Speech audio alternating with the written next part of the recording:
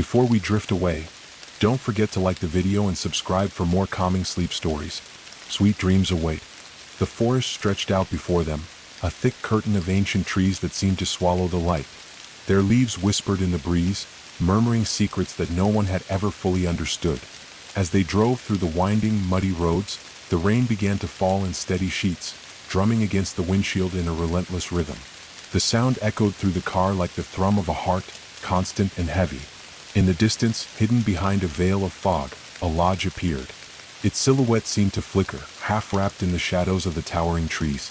The lights from the lodge were dim, casting only a faint glow against the approaching storm. The path to the lodge was narrow, bordered by thick, tangled underbrush, making it almost impossible to see more than a few feet in any direction. "Are you sure this is the right place?" one of them asked, her voice laced with uncertainty. The driver, a man with a weathered face and a nervous edge to his voice, nodded. "The lodge was supposed to be right up here. We should have enough time before the storm really sets in." But as the car neared the entrance, something felt off. The lodge stood too still, the windows reflecting the dim, watery light like dark, watchful eyes. There was a quiet unease in the air, as though the forest itself was holding its breath. They parked in front of the large wooden doors. The wind howled louder, urging them to move faster, but the lodge's door stood closed, silent, uninviting. Only the soft light spilling from the cracks around the door seemed to offer any reassurance. A crackling sound broke the tension. The sound of a fire crackling in the distance, warm and welcoming. Or was it? It was difficult to tell. The rain had become heavier now, soaking the earth beneath them, a steady pounding rhythm that drowned out the rest of the world. One of them grabbed a bag from the back seat, the weight of the rain and the eerie quiet pulling them into the forest like an unseen hand. "Let's get inside," he said, his voice barely a whisper. But as they made their way up to the door, the air seemed to grow colder, and the sense of being watched, of something lurking just beyond the edge of vision, settled over them. The rain poured down harder as they approached the lodge, a steady, unrelenting cascade of water that blurred the trees around them. The crackling fire in the distance grew louder with each step, but its warmth seemed farther away than ever. The wet, cold earth beneath their boots squelched with every movement, as though the ground itself was reluctant to let them pass. Reaching the front door, they hesitated for a moment. The eerie quiet of the forest surrounded them, broken only by the distant rumble of thunder. There was no sound of birds, no rustle of small animals in the underbrush. It was as if the whole world had been hushed, waiting. A soft thud echoed from inside the lodge, and then, with a loud creak, the door slowly opened. The figure who stood in the doorway was tall, with an air of quiet authority, their face obscured by shadows. "You've made it," the figure said in a low, gravelly voice, stepping aside to allow them entry. "Come in before the storm gets worse." Without a word, they stepped inside. The door closed behind them with a final, ominous thud, sealing them into the dark interior of the lodge. The fire crackled loudly now, its warm glow spilling across the stone hearth, casting long, flickering shadows across the room. The lodge's interior was both welcoming and unsettling. The walls were lined with old, dark wood, the shelves crammed with books, antiques, and strange, weathered artifacts. The smell of pine and damp earth mixed with a faint, acrid scent of something burning, wood or something else. It was hard to tell. A large, circular table sat in the center of the room, surrounded by plush chairs, their fabric worn and faded. A thick rug lay underfoot, soft and inviting. The firelight flickered across the faces of the group, and as they looked around, they saw that the room was not as empty as it had first seemed. A few other figures were seated in the corners of the room. They appeared to be older, their faces shadowed and still. The silence between them was thick, heavy with unspoken words. "Welcome," the tall figure said, gesturing to the chairs. "It's been a long time since we've had guests. Take a seat. Warm yourselves by the fire." Despite the inviting words, something felt wrong. There was a tension in the air, a sense of quiet dread that seemed to grow heavier with every passing moment. The storm outside raged against the windows, but inside, the temperature seemed to drop. The crackling fire could not chase away the creeping chill that was slowly seeping into their bones. One of them, a young woman with a nervous glance, took a step forward. "What's going on here?" she asked, her voice trembling ever so slightly. "Why are we here?" The tall figure gave a faint smile, though it didn't reach their eyes. "You are here because the forest called you. The storm, the fire, they've brought you to us. To the place where the boundary between this world and the next is thinnest." The words hung in the air, heavier than the humidity outside. The fire crackled again, louder now, the flames twisting unnaturally, as if reaching towards something far beyond their grasp. The others exchanged nervous glances, but no one spoke.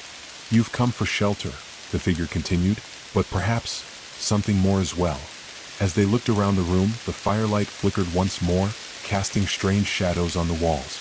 In the dim light, they noticed the faces of the other figures, pale, worn, their eyes hollow and tired. They looked almost familiar, but it was too hard to tell in the shifting shadows. Suddenly there was a loud knock on the door.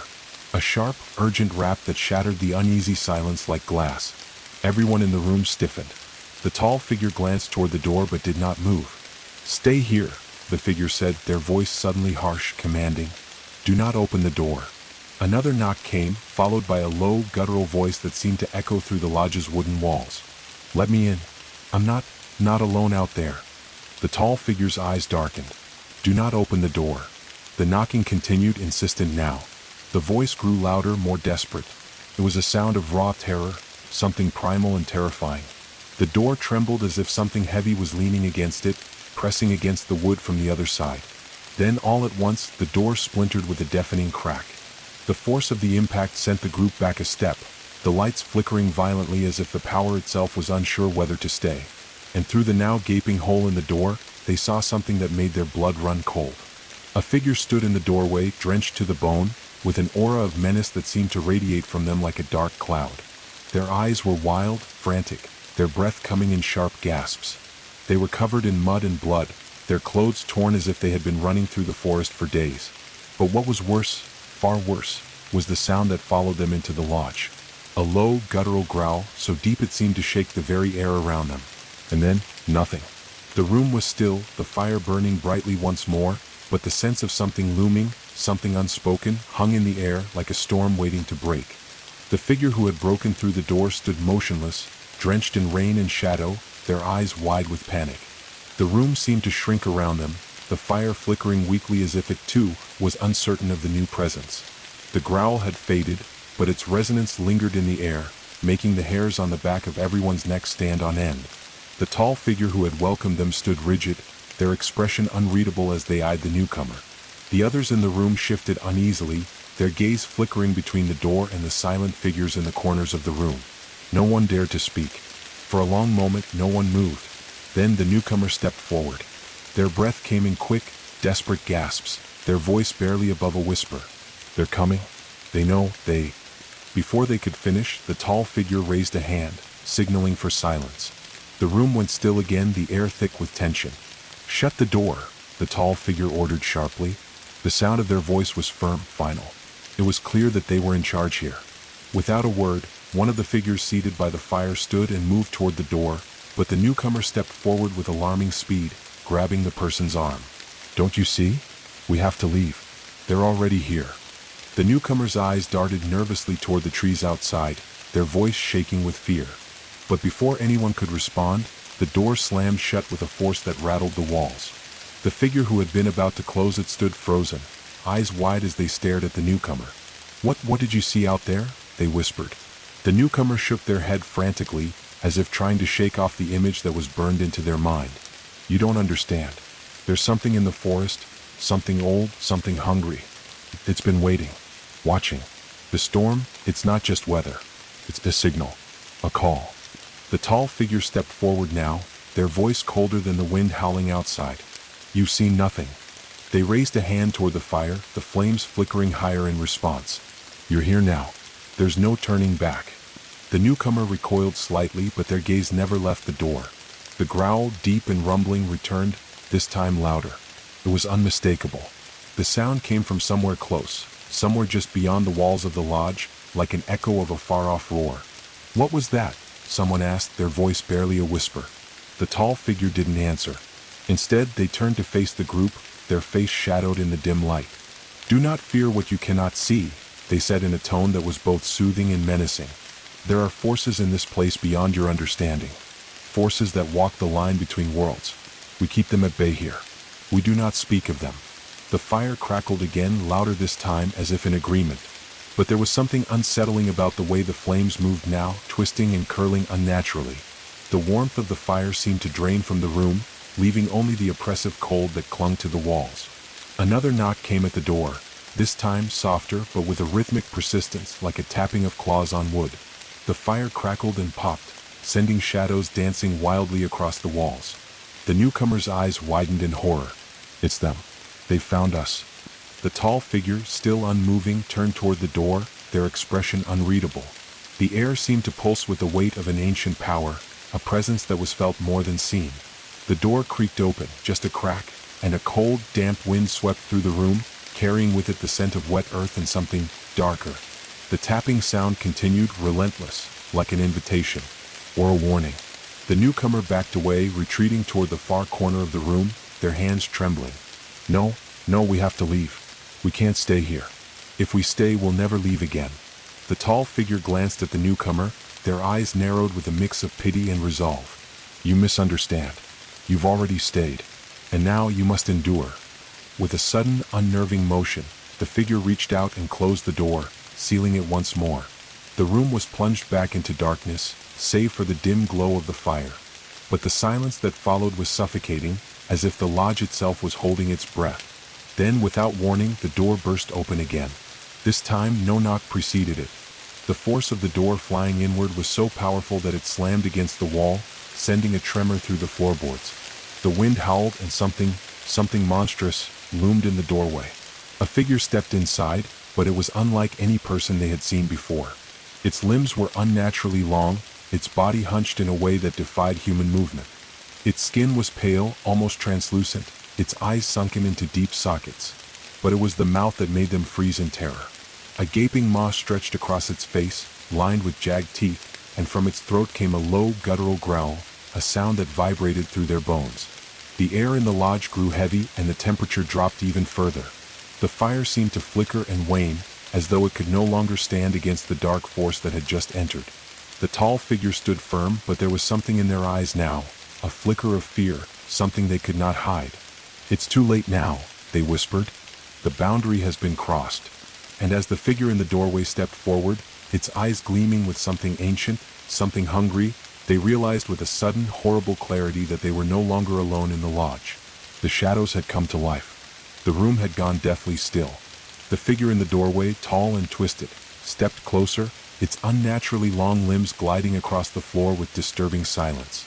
It moved like something between a man and a nightmare, its form hunched, the hollow eyes fixed on the group, its mouth stretching into a grotesque, unnatural grin.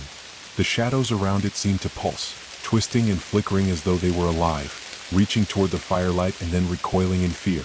The fire crackled weakly, throwing odd, darting shadows across the walls, but the warmth it offered felt like a lie now. The air had become thick and suffocating, as though something was pressing in from every corner of the room. Every breath they took felt heavy, as if the very atmosphere was thickening, becoming harder to breathe. The newcomer, who had been trembling in the corner, let out a strangled scream, taking a step back, but there was nowhere to run. The lodge, once a place of shelter and safety, now felt like a cage. And the thing in the doorway, it was not here by accident. It was no wanderer lost in the storm. It was something far darker.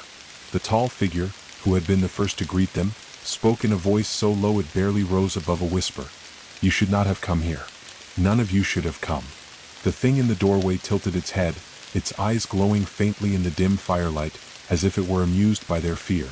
Its mouth opened again, stretching impossibly wide, and it let out a low, guttural hiss. The sound echoed in the room, wrapping itself around their minds, seeping into their thoughts, twisting them into dark shapes. For a moment, the very walls seemed to close in, the room shrinking, the fire flickering like a dying star. No, we didn't. One of the group tried to speak, but their voice cracked, swallowed by the fear that seemed to hang in the air like a suffocating fog. We just needed shelter. You do not understand, the tall figure said, its voice laced with regret. The forest called to you, but it does not call for kindness. It calls to those who are lost, to those whose presence here is inevitable. The thing in the doorway stepped forward, and the room seemed to bend with its every movement. The shadows at the edges of the room stretched long, distorting, as though the very essence of the lodge itself was warping. The flames flickered wildly, casting twisted, grotesque shapes along the walls. The newcomer, still shaking, collapsed to their knees. No, please, we didn't know. We didn't mean it. Their voice was a broken plea, but it was already too late. The tall figure did not move, but there was an almost imperceptible sadness in their eyes. It never matters whether you mean it or not. The forest does not care. It only watches. And when it calls, you must answer. As the thing in the doorway stepped closer, the fire sputtered out, casting the room into deep darkness. A chill swept through the room, so cold it felt like it was seeping into their very bones. The air was thick now, impossibly heavy. The thing's form grew more distinct in the shadows, its body stretching unnaturally, growing larger with every step. Its grin, if it could even be called that, widened, revealing rows upon rows of razor-sharp teeth. The tall figure finally moved, stepping forward, their movements slow, deliberate, like someone preparing for an inevitable confrontation. The room was completely dark now, save for the faint outline of the creature at the door and the distant sounds of the storm battering against the lodge. The figure raised their hand, and for a brief moment, the shadows seemed to part. There was a low hum, like the resonance of something ancient stirring beneath the earth. "I had hoped we could keep it at bay," the tall figure said, their voice thick with regret. "But it is too late. The storm, the forest, they are waking. They will not rest until they claim what they have called." The shadows in the room seemed to come alive, swirling around them, thickening as if drawn toward the figure in the doorway. The air itself was vibrating now, the lodge groaning in response. The thing that had once been a mere shape in the doorway was now fully inside the room, its presence suffocating, its gaze unblinking. The group huddled together, but the room felt too small, too narrow. The very walls seemed to be pressing in. One of them reached out toward the fire, but it was no use. The flames had vanished, leaving only the cold, and the heavy silence of the lodge echoed through their bones. A voice, low and insistent, whispered through the darkness. It seemed to come from everywhere, yet nowhere at all. "The shadows are waiting. The lodge is waiting. You cannot escape." The walls of the lodge groaned again, louder this time, as if protesting against the encroaching darkness. The thing in the room shifted, its body warping, its skin slick and translucent, glowing faintly in the gloom. It was closer now, so close that they could feel the cold emanating from it, a chill that crawled along their skin, making them shiver. And then, from the corner of the room, another figure stepped forward. This one was smaller, frail-looking, with a face that seemed far older than it should have been. They looked at the group with hollow eyes, their voice barely a whisper as they spoke. "The forest never forgets. The forest always remembers." The newcomer's hands trembled as they reached out toward the figure. "What does it want from us? What is happening?" The old figure smiled faintly, but it was a smile tinged with something that could only be described as sorrowful knowledge. "It wants nothing. It takes what it needs." The shadows around the room thickened once more, swirling, stretching toward the group like hungry tendrils. The thing in the doorway let out a low, rasping growl, its lips curling back to reveal the full, monstrous extent of its teeth. The group's breath caught in their throats. There was no escape. There never had been. And then, as if the lodge itself had opened a door to some forgotten, ancient world, the walls began to bleed. Dark, inky tendrils of shadow seeped from the cracks in the wooden planks, creeping along the floor and up the walls. The storm outside howled louder, now joined by another sound, a deep, rumbling growl that vibrated in their very chests.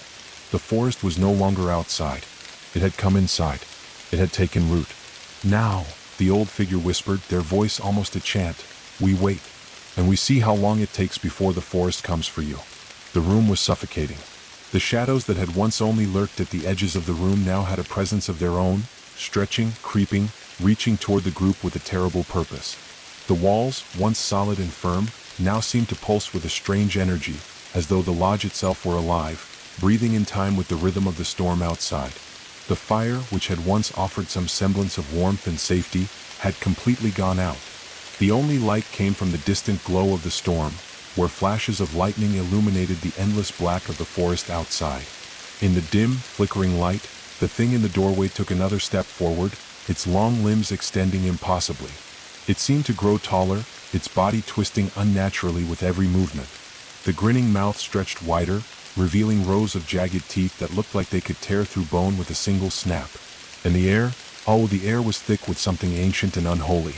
The scent of damp earth and rotting wood mixed with something far darker, something that made their stomachs churn, as though the very atmosphere had turned toxic. The newcomer, their voice trembling, whispered, "We should have never come. We should have turned back when we had the chance." But it was too late for regrets. The thing in the doorway, the creature that now stood in the center of the room, seemed to feed off their fear. Its eyes gleamed with a malevolent, otherworldly intelligence, watching them with a gaze that pierced their very souls. It was as if it knew their every thought, every secret buried deep within. The old figure, who had spoken so cryptically, took a slow, measured step toward the fire's empty hearth. Their presence was almost like that of a forgotten ghost, their face etched with the lines of time, their skin so pale it seemed to glow faintly in the darkness. The forest has always been here. We are just the latest to wander into its grasp. Those who come, whether by fate or folly, find themselves bound to the lodge, to the forest, until they are no more than whispers in the trees. The words lingered in the air, heavy with a meaning that only half made sense. The group huddled together, a few of them looking toward the door as if it might somehow be their salvation. But the door, it wasn't the door they needed to escape. The forest had found them. The forest was in them now. The tall figure who had welcomed them into the lodge stood apart from the group, their face obscured in the shadows. They had not spoken since the creature had entered, and now their silence was suffocating. There was something about their stillness that seemed almost unnatural, as if they were no longer fully present, as though they had already surrendered to whatever dark force had taken root here. Finally, the tall figure spoke, their voice low and thick with dread. It has already begun. Before anyone could respond, the air in the room shifted. The temperature dropped, plunging the lodge into a bone-chilling cold that seemed to seep from the very walls. The shadows, which had been merely unsettling before, now began to move. They seemed to wriggle and twitch, stretching, bending, curling in unnatural patterns, as though they had a life of their own. The thing at the door let out a soft, rasping growl. It was an inhuman sound, one that scraped against the mind like fingernails on glass. The shadows around it pulsed with each sound, bending toward it like a snake following its master's command. Then, from the far corner of the room, something shifted. A figure, smaller, more agile, emerged from the dark. It was another of the lodge's strange inhabitants, one who had been silent up until now. This figure was dressed in tattered rags, their face hidden beneath a hood, but their movements were smooth, practiced. They moved with an unnatural grace, their steps silent on the creaking floorboards. "I had hoped we could wait it out," the figure said, their voice surprisingly calm. "But it's no use now. It knows we are here. It knows you are here." The group looked at each other, their fear growing with every word. "What knows we are here?" one of them whispered. The figure's hood shifted, and for the first time their face was revealed, a face pale, gaunt, with eyes that seemed too large for their skull. Their gaze was empty, hollow, as if they had seen things no one should ever see. The forest, the thing that walks beneath the canopy, the one that wears the shadows as its skin. It knows all who come near. The room seemed to grow smaller still, the shadows pressing in, curling around their ankles like tendrils of smoke. The firelight, if it could even be called that, was flickering weakly, casting more darkness than light. The once warm glow had transformed into something sickly and twisted. "We must move," the hooded figure continued, their voice unshaken despite the palpable fear in the room. "We must make our way to the center of the lodge, to the heart where the binding ritual began. The storm is the key. The storm is the signal. And now it will call to all who wander here." A sudden thud echoed from above, as if something large and heavy had dropped from the ceiling. The noise reverberated through the wooden beams, shaking dust loose from the rafters. The group jumped, their hearts racing in panic. The thing at the door shifted, its grin widening further. It took another step forward, and this time the shadows moved with it, pooling around its feet like liquid darkness. The figure that had been talking began to move toward the far side of the room, toward a narrow door they hadn't noticed before. It was small, almost hidden in the shadows, its frame barely visible against the dark wood. "You have no choice now," the hooded figure said, as if reading their minds. "The forest will not let you leave unless you complete the ritual, unless you give it what it wants." "What does it want?" one of them shouted, their voice trembling. The hooded figure hesitated, their eyes flickering toward the thing at the door. "It wants you," they whispered, "all of you, and it will take you piece by piece until you are no more than a memory swallowed by the trees." The thing in the doorway let out a low, guttural laugh. It was deep, resonating, and seemed to come from every corner of the room at once. The shadows seemed to grow thicker, denser, as though the darkness itself were closing in, compressing, becoming alive. "Run," the hooded figure urged, their voice urgent now. "Do not let it take you. Not yet. Not until we reach the heart of the lodge." But the moment the words left their mouth, the shadows surged forward. The shadows surged forward with a terrible, inescapable force. They writhed like living things, their dark tendrils curling around the group, wrapping around legs, arms, and necks, pulling them toward the center of the room. The cold air thickened, pressing in from all sides, stifling their breath, choking them with a sense of impending doom. The thing in the doorway took another step forward, its long, twisted form swaying with an eerie grace. Its eyes gleamed in the dim light, shining with a hunger that seemed to stretch beyond the physical realm. Its mouth opened wider, impossibly so, revealing more rows of jagged teeth that seemed to writhe with every movement. The room seemed to pulse with its presence, the air vibrating with a hum of dark energy. "Run!" the hooded figure shouted again, their voice urgent but strained. "Run to the heart of the lodge, to the center. The ritual, it's the only chance we have to survive." But the shadows were already too close, their grasp tightening around the group. The walls groaned, the floorboards creaked underfoot, and the lodge seemed to tremble as though it were alive, as though it were caught between two worlds. A low, rumbling growl echoed through the walls, deep and resonant, coming from nowhere and everywhere at once. One of the group, a tall man with wide eyes, reached for the door to the narrow hallway the hooded figure had pointed to, but his hand was pulled back by the darkness, the shadows clinging to him like wet cloth. His face twisted in agony as the shadows tightened around his chest, dragging him toward the center of the room. "Help!" he screamed, but his voice was muffled by the oppressive weight of the dark. The shadows twisted his body, lifting him from the ground, suspending him in midair like a puppet held by invisible strings. "Don't look at it," the hooded figure called out, their voice sharp and panicked. "Keep your eyes on the door. Move." The group, frozen in fear, struggled against the pull of the shadows, but it was no use. The air was too thick, the darkness too heavy. Every movement felt sluggish, as though the very lodge was working against them, pulling them deeper into its heart, into its cold, suffocating core. The tall figure who had welcomed them into the lodge stood motionless in the center of the room, watching the unfolding chaos with a look of grim acceptance. Their face, pale and gaunt, held no emotion, as if they had long ago come to terms with whatever fate awaited them here. "It has already begun," the tall figure whispered, their voice low, barely audible over the growls of the creature in the doorway. "There is no escaping it now. The forest will have you." The thing in the doorway let out a low, almost mocking laugh, its voice echoing in the corners of the room. The sound was like the scratching of nails on a blackboard, sending shivers down their spines. Its eyes glowed brighter now, as if feeding on their fear, growing stronger with each passing moment. "Run!" the hooded figure screamed, breaking through the fog of terror. "To the heart of the lodge. The ritual will close the door." With a final, desperate cry, the group managed to break free from the pull of the shadows, stumbling toward the narrow hallway. The door at the end was small, unassuming, but it was the only hope they had. Each step felt like moving through molasses, their legs heavy, their bodies weighed down by the suffocating air, but they pushed forward, the creature's growl echoing behind them. As they reached the door, the shadows recoiled momentarily, as though the mere proximity of the narrow hallway was enough to push them back. The hooded figure reached for the handle, their fingers trembling, but before they could open it, the thing in the doorway let out another ear-piercing scream, a sound that rattled the very foundation of the lodge. The door slammed open with a force that knocked the group backward, sending them crashing to the floor. The cold, suffocating air from the other side of the threshold hit them like a wave. The room beyond was bathed in a strange, sickly light, casting twisted shadows on the walls.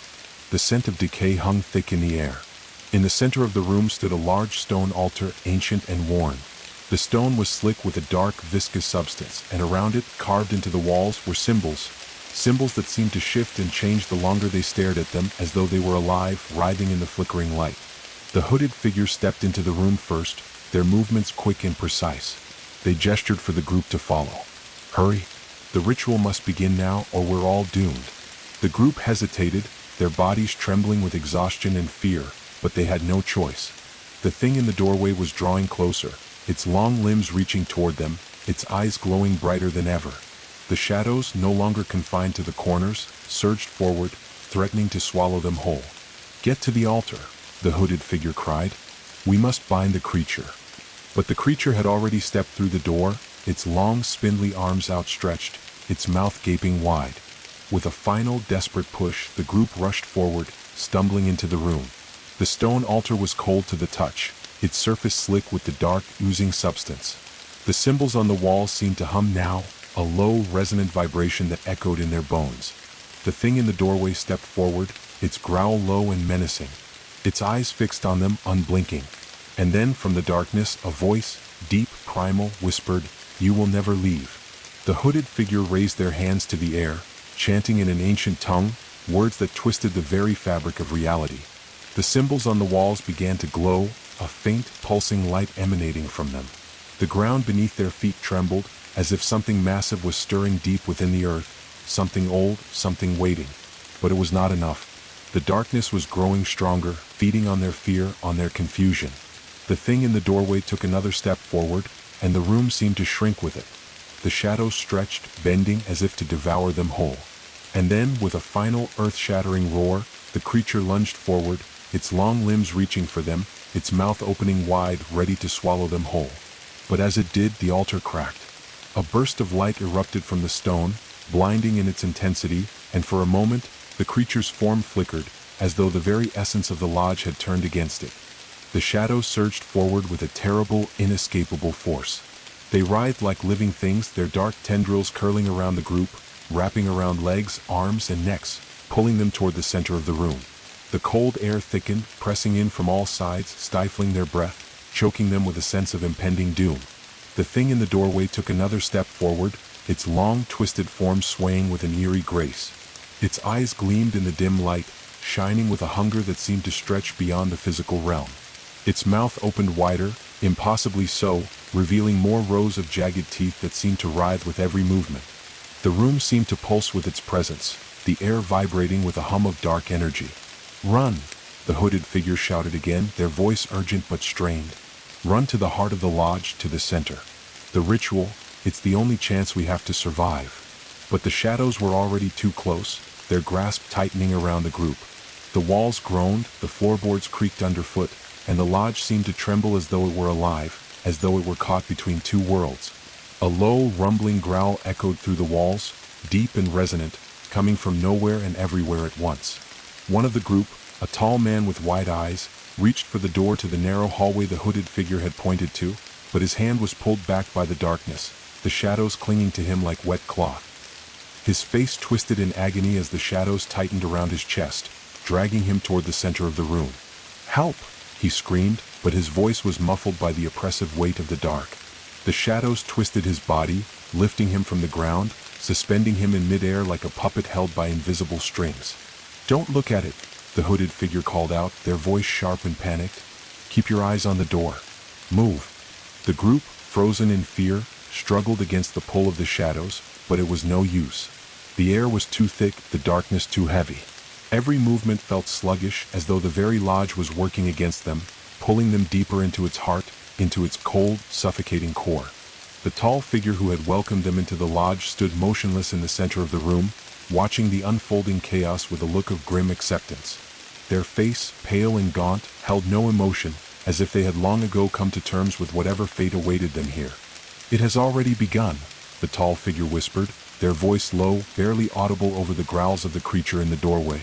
"There is no escaping it now. The forest will have you."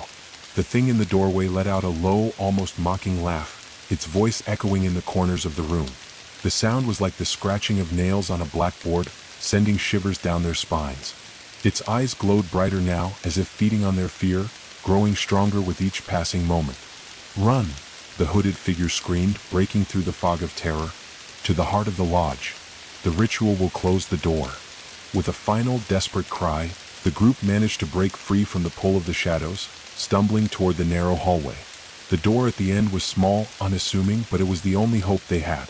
Each step felt like moving through molasses, their legs heavy, their bodies weighed down by the suffocating air, but they pushed forward, the creature's growl echoing behind them. As they reached the door, the shadows recoiled momentarily, as though the mere proximity of the narrow hallway was enough to push them back. The hooded figure reached for the handle, their fingers trembling, but before they could open it, the thing in the doorway let out another ear-piercing scream, a sound that rattled the very foundation of the lodge. The door slammed open with a force that knocked the group backward, sending them crashing to the floor. The cold, suffocating air from the other side of the threshold hit them like a wave. The room beyond was bathed in a strange, sickly light, casting twisted shadows on the walls. The scent of decay hung thick in the air. In the center of the room stood a large stone altar, ancient and worn.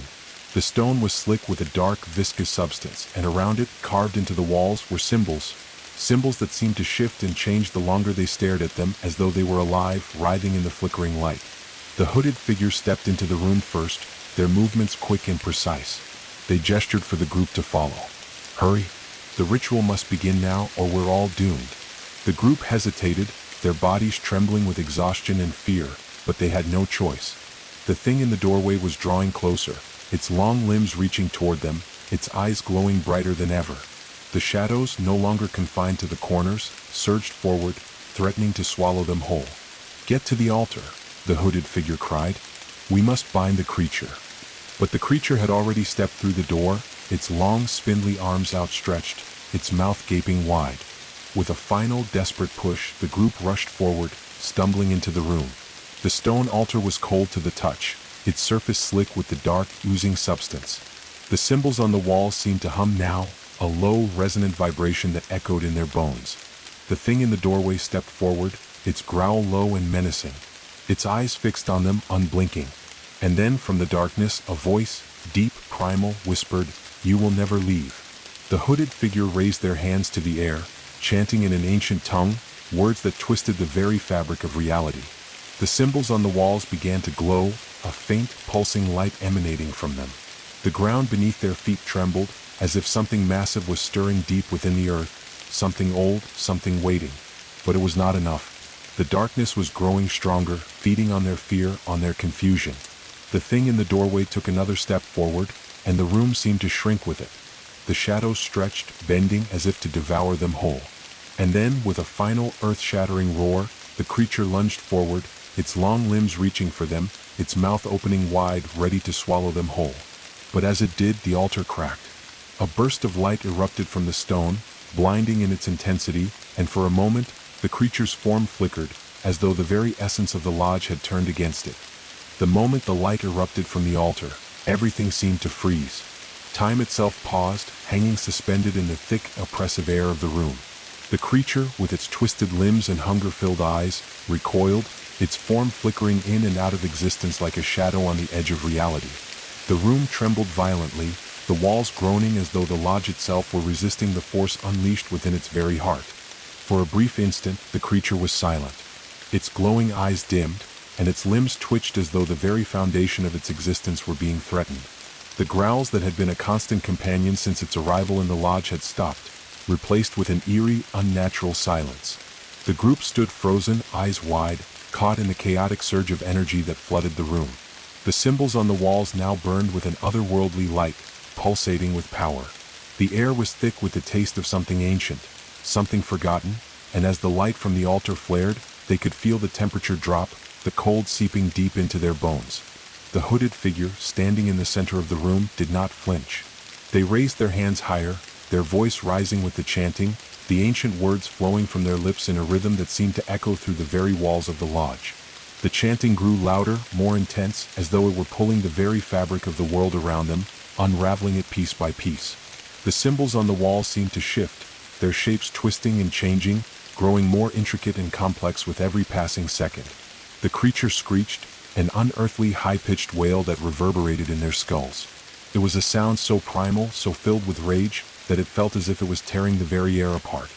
The light from the altar flickered, momentarily dimming, but the hooded figure did not stop.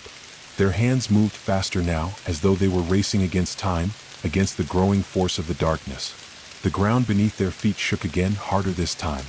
The stone of the altar cracked, a deep fissure running down its center. From the crack, a dark mist began to rise, swirling around them like a living thing, seeping into their lungs and hearts, filling them with an overwhelming sense of dread.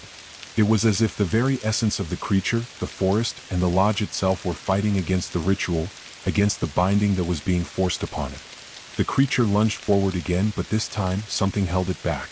The air around it twisted, the shadows pulling at its limbs, holding it in place like invisible chains.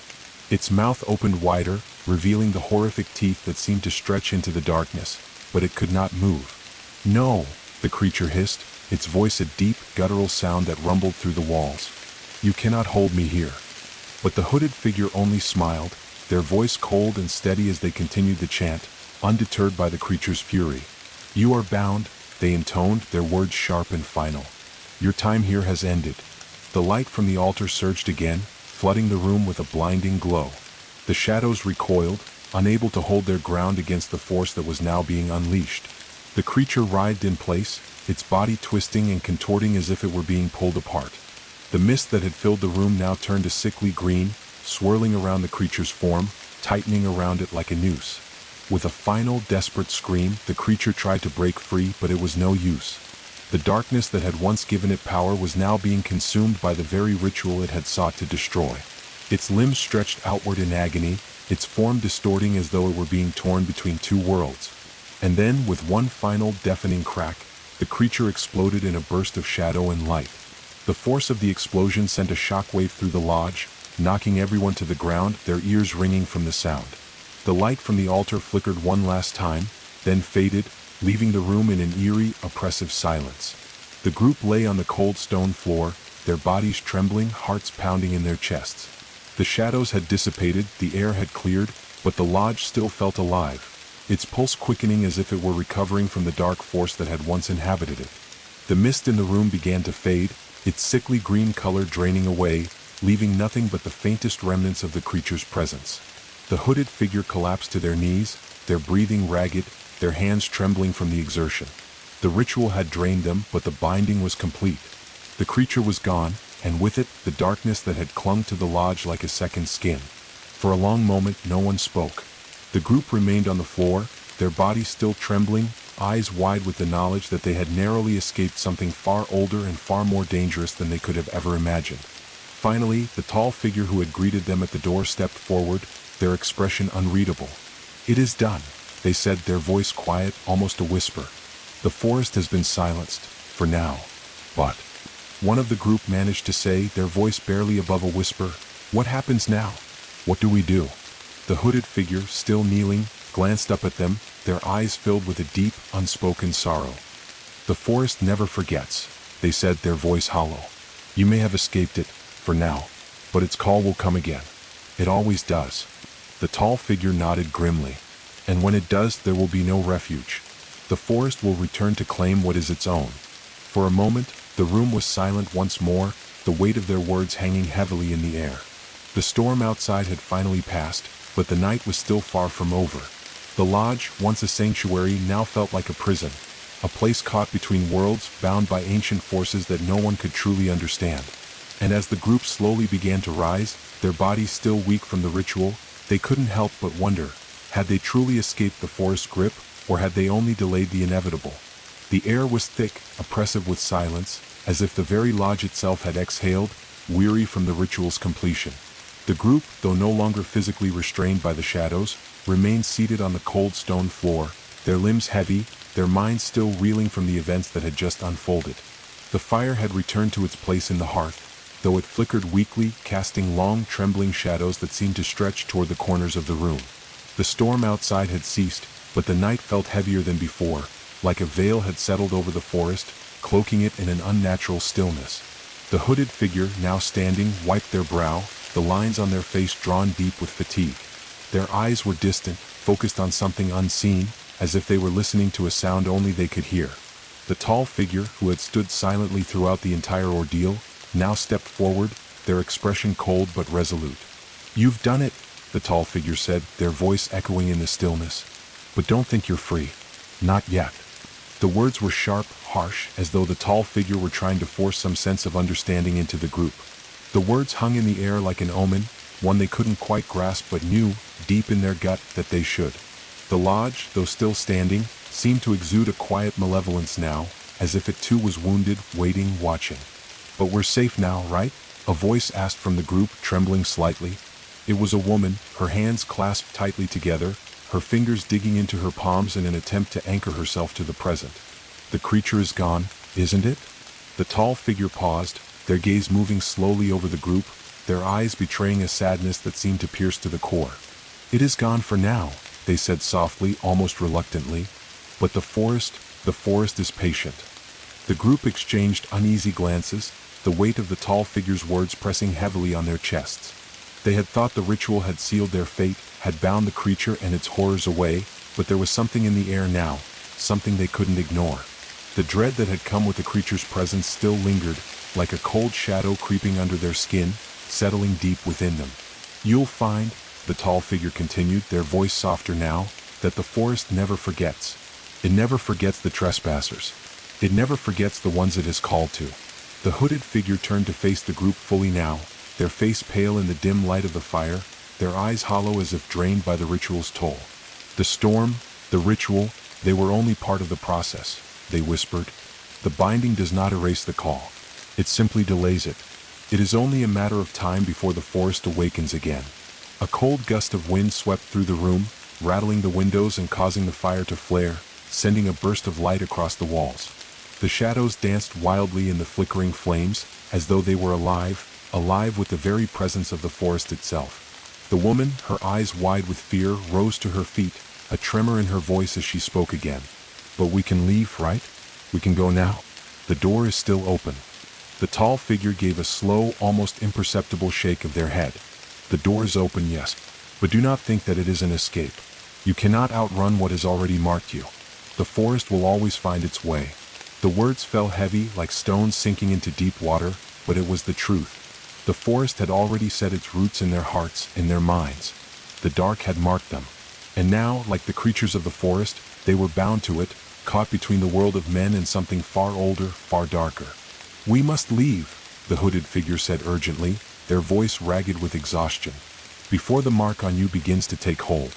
The group stood together, some shakier than others as they moved toward the door, but their feet felt heavy, their movements sluggish, as if something invisible were pulling them back. Each step was harder than the last, as though the very earth beneath their feet were beginning to resist their departure, the ground thickening, becoming more viscous, as though it were trying to swallow them whole. They reached the door, but when they opened it, the world beyond seemed different. The rain had stopped, but the sky was thick with fog and the air was still. The forest loomed like a giant, silent sentinel, its trees dark and twisted, their limbs reaching out like gnarled hands, beckoning them back into its embrace. The tall figure stepped forward, their expression unreadable.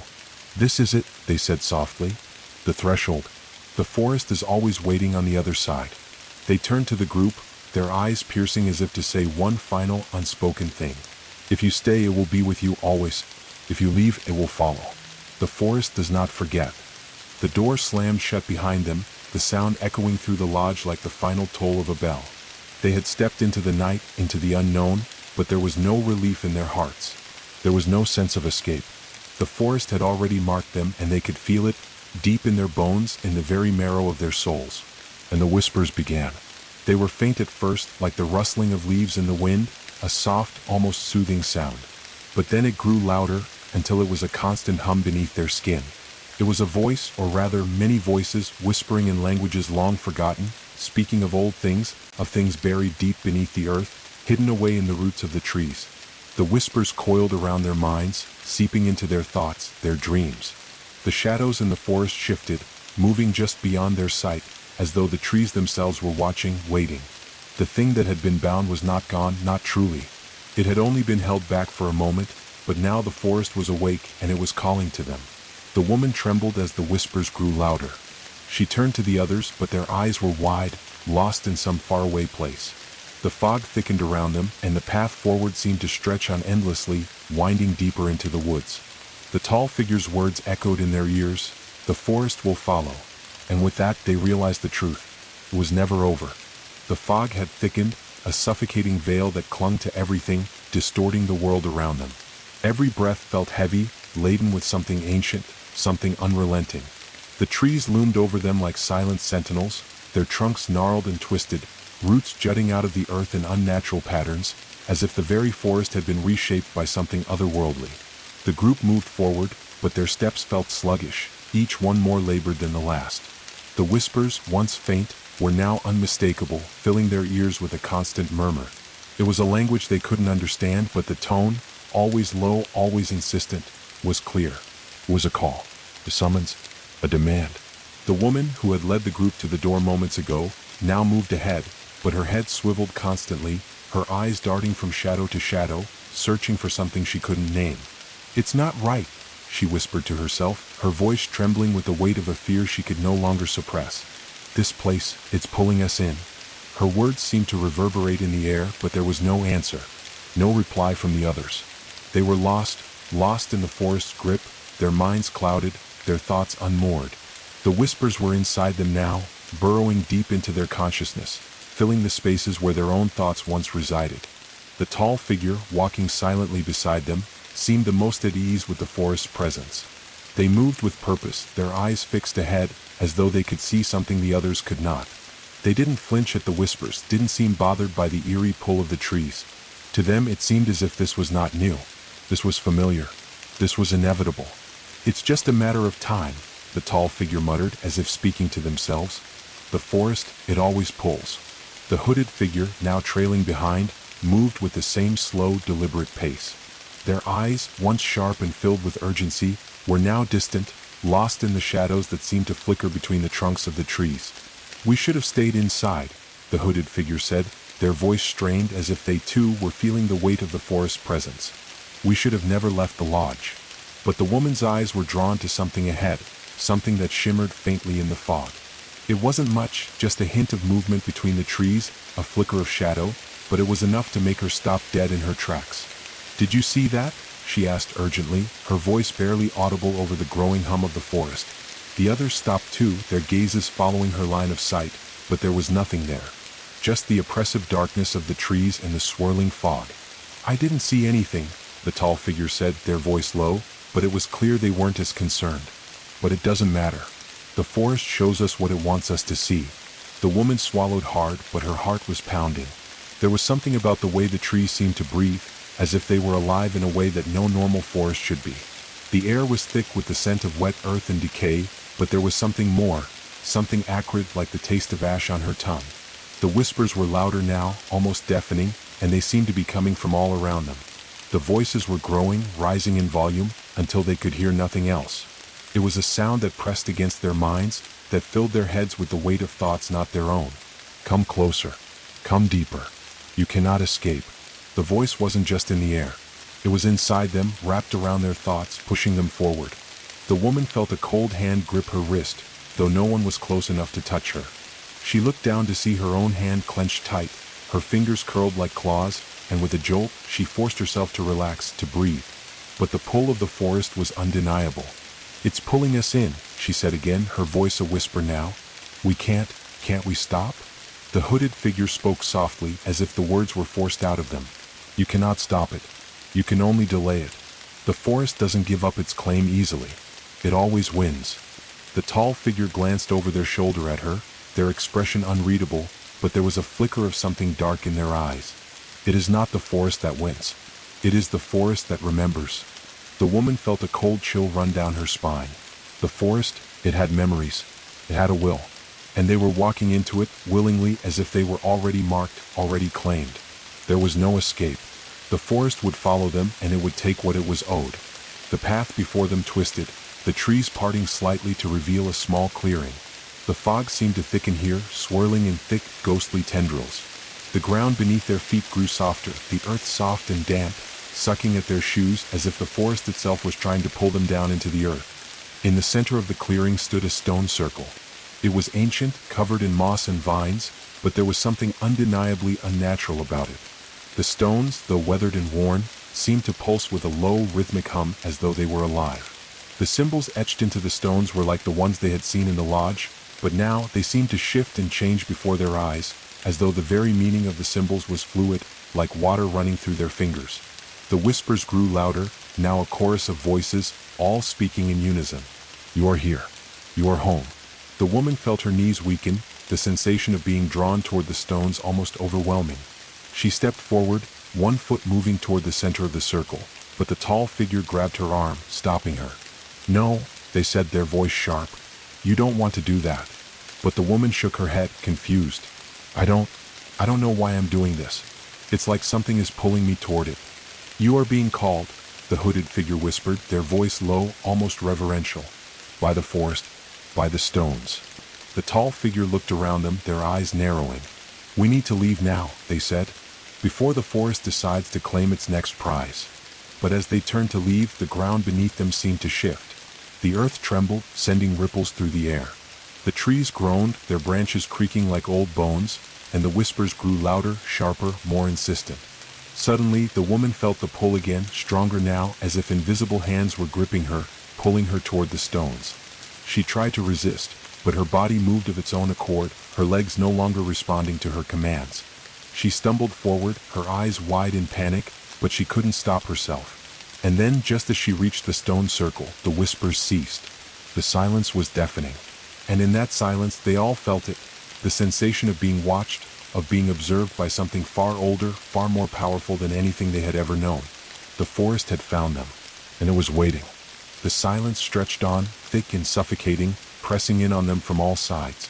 The woman, now at the center of the stone circle, stood frozen, her breath shallow, her heart pounding in her chest. It was as though the very air had changed, had become thick with a strange energy that pressed against her skin, chilling her to the bone. Her eyes darted around the clearing, but the trees seemed to loom closer now, their twisted limbs reaching out like dark fingers, closing in around them. The fog had thickened to the point where they could barely see the outline of the lodge in the distance. The world had narrowed, reduced to the oppressive circle of stones that surrounded her. The whispers were gone, but they weren't silent. They were inside her now, crawling through her thoughts like 100 moths in her mind. You belong here. You are one with us. Come closer. The voices were gentle, coaxing, but there was something dark and hungry beneath the sweetness. It was a promise, a pull that felt like it was wrapping around her soul, tightening with each passing second. The others stood at the edge of the circle, unable to move, their feet seemingly rooted to the earth. The tall figure, usually so composed, had an expression now of quiet desperation. Their hand reached out toward the woman as if trying to pull her back, but they hesitated, their arm trembling. Do not listen to it, the tall figure said, their voice strained, tight with urgency. It will take you. The woman's mind was cloudy, the world around her spinning as though she were underwater. She could barely hear the words of warning from the tall figure, and the hooded figure seemed to be muttering something to themselves, their face pale and drawn as they watched the stone circle. It wasn't just the voices that haunted her now, it was the stones themselves. They felt alive, their ancient surfaces pulsing beneath her fingertips, their weight pressing against her very soul. The carvings in the stone seemed to be shifting, growing, their lines becoming jagged and sharp, as if they were alive, as if they were reacting to the woman's presence. The ground beneath her feet seemed to give way, and she stumbled slightly, her hands reaching out to steady herself against the stones.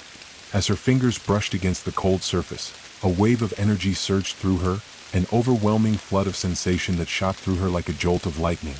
Her vision blurred, and for a moment she could see beyond the stone circle, beyond the fog, into a place that shouldn't exist. It was a vast, dark forest, far deeper than the one around them, a place where the trees stretched high into the sky, their branches twisted and gnarled, their bark dark as the void. The ground was covered in thick moss, the air heavy with decay. Shadows moved in the distance, something unseen but always present, always watching. The sky above was a sickly green, as if the very air were tainted, polluted by something ancient and unseen. And in the center of that vision, in the heart of the forest, stood a figure, a being tall and slender, cloaked in shadow, with eyes that burned like embers. The figure was watching her, waiting, and as she locked eyes with it, she felt something stir deep inside her. A deep, primal understanding, a recognition, a bond forged long ago, long before her arrival at the lodge. The woman gasped, pulling her hand away from the stone, breaking the vision, but the sensation lingered, like a thread of cold fire in her veins. What is this?" she whispered, her voice trembling. "The forest," the hooded figure answered, their voice hollow, distant. "It calls to those it marks. It is not just a place. It is a force, a consciousness. It is alive, and it will never let go." The tall figure clenched their fists at their sides. "It is calling you, but you are not the first to hear its voice. Others have come before you, those who thought they could escape. But the forest does not forget. It is eternal." The woman felt a shiver crawl down her spine, but she couldn't tear her gaze from the stones. The stone circle was still pulsing, the runes shifting and twisting, pulling her back toward the center. "Come closer," the whispers urged. "You know you want to. This is where you belong." The woman's knees buckled, her body weak with the strange, overwhelming energy that flowed through the stones. She fell to the ground, her hands scraping against the cold earth, but she could not stop herself from being drawn forward. The circle was a prison, and she had willingly stepped into it. She had already become a part of it. "Fight it!" the tall figure shouted, their voice desperate now, their outstretched hand trembling as it reached toward her. But it was too late. The woman could no longer hear them. The forest had consumed her thoughts. She could feel its pull in every fiber of her being, each whisper sinking deeper, urging her to come closer to the heart of the forest. The stone circle began to glow, faintly at first, then with increasing intensity, until the very air around them crackled with energy. The fog thickened, swirling around them, obscuring their vision. The trees seemed to lean in, their branches bending toward the circle, their roots writhing beneath the earth as if they too were drawn into the ancient ritual. And then, with a sudden flash of light, the woman was gone. One moment, she was kneeling in the center of the circle, and the next, the space she had occupied was empty. The stones, now dark and still, seemed to pulse with an eerie quiet, as if something had been sealed away, something not quite human, not quite natural. The group stood in stunned silence, their eyes wide with shock. The fog had lifted, but the clearing remained dark, oppressive, as if the very air had become saturated with the energy of the forest. "No," the hooded figure whispered, their voice barely audible. "She's gone. The forest has claimed her." The tall figure's face was pale, their lips pressed in a grim line. "We must go. We cannot stay here." "But what about her?" one of the others asked, their voice trembling. "What happens to her now?" The tall figure's gaze hardened. "Nothing good. The forest doesn't release what it claims." And with that, they turned, their steps deliberate but quick, as if the forest itself was already beginning to close in on them, pushing them forward, away from the stones, away from the heart of its power. But as they moved, the whispers returned. "You cannot leave." The ground trembled beneath their feet. The forest closed in around them like a living thing. The path behind them had vanished into the thick fog, the outlines of the trees blending into one another, twisting in impossible angles. Each step they took forward was met with resistance. The earth beneath their feet seemed to push back, like the forest itself was reluctant to let them leave. The whispers were louder now, not just in their ears but in their very bones, vibrating through them with a resonance that made their teeth ache. "You feel it, don't you?" the tall figure said, their voice sharp, urgent, but with an undertone of dread. "It's alive. Every tree, every root, every stone. The forest is breathing." The hooded figure stumbled beside them, their cloak trailing in the damp, moss-covered ground. "It's not just alive," they said, their voice low, almost a hiss. "It's aware. Every movement we make, every thought, it knows. And it remembers." The group pressed on, though their energy was almost gone. Each step felt heavier, each breath more difficult. The air was thick with humidity, but there was something else, something acrid, tangling with the scent of wet leaves and soil. It was the scent of something old and decayed, something that should have long been buried but had never been allowed to rest. From somewhere far ahead, a low groaning sound echoed through the trees. It was slow, deliberate, as if the forest itself were stretching awake, flexing its massive limbs beneath the surface of the earth. Shadows moved at the corner of their eyes, shapes that were just barely distinguishable from the gnarled trunks. But every time they looked directly, nothing was there. Only the fog, curling and twisting in unnatural ways. The woman, the one who had been taken by the stone circle, was gone. That absence hung over the group like a weight, unspoken but undeniable. Every rustle of the leaves, every crack of a branch underfoot, made them flinch, their eyes scanning for a glimpse of her or something that could take her place. "Why are we still here?" one of the younger members of the group whispered, their voice tight with fear. "Why doesn't it just let us leave?" The tall figure didn't answer immediately. Their eyes swept the forest, their face grim and unreadable. "It's not a matter of leaving," they said finally. "It never lets go. The forest, it claims and then it waits. And those it doesn't claim are still bound to it. It will follow. It will test you. It will take what it wants, whether you are ready or not." The hooded figure shook their head, their hood falling back slightly, revealing a pale, strained face. "It's like the air itself has memory," they whispered. "The forest remembers every fear, every doubt. And it uses them against you." A sudden gust of wind swept through the trees, rattling the branches and sending fog curling around their ankles. The sound was almost a sigh, but it carried an edge of menace. The whispers returned, faster this time, not just a chorus but a torrent. "Turn back. Come to us. You cannot resist." The woman in the group shivered, pulling her coat tighter around her body. It's speaking to me," she said, her voice trembling. "I can hear it, in my head. I don't want to listen, but I can't stop it." The tall figure stopped abruptly, planting their feet firmly on the sodden ground. "Do not listen," they shouted, their voice slicing through the whispering. It wants to control you. The forest feeds on fear. It thrives on surrender. Do not give it what it craves. The hooded figure nodded grimly, their fingers clutching a small leather-bound book at their side. They opened it, murmuring words under their breath, low and rhythmic. The symbols on the pages glowed faintly in the dim light, pulsing like a heartbeat. The air around them seemed to shift slightly, the oppressive weight lightening for a brief moment. But the reprieve was fleeting. The forest's groaning intensified, and from the mist ahead, they saw movement. Not human movement, not animal, but something unnatural. A shadow detached itself from the fog, tall and thin, with elongated limbs that seemed to ripple and bend unnaturally. Its eyes glowed faintly red-orange, like embers buried deep beneath ash. The group froze. Their bodies refused to move as the thing stepped closer, its presence filling the clearing like a wave of darkness. The fog swirled around it, forming shapes that resembled faces, twisted, screaming faces, half-hidden, half-formed. The woman who had felt the pull of the stone stumbled backward, her knees shaking. It's her," she whispered, voice cracking. "The one the circle took." But it wasn't exactly her. Or at least not fully. The thing had the faint outline of her form, but it was distorted, twisted, as if the forest had molded her into something else, something that was no longer quite human. The whispers roared now, not in her ears but in her chest, like a drumbeat of unseen power. "You belong. You belong. You belong." The hooded figure raised a hand, the glowing book between their fingers. "Stay back," they shouted, their voice trembling but firm. "It is not her anymore. It is the forest. It wears her shape, but it is not her."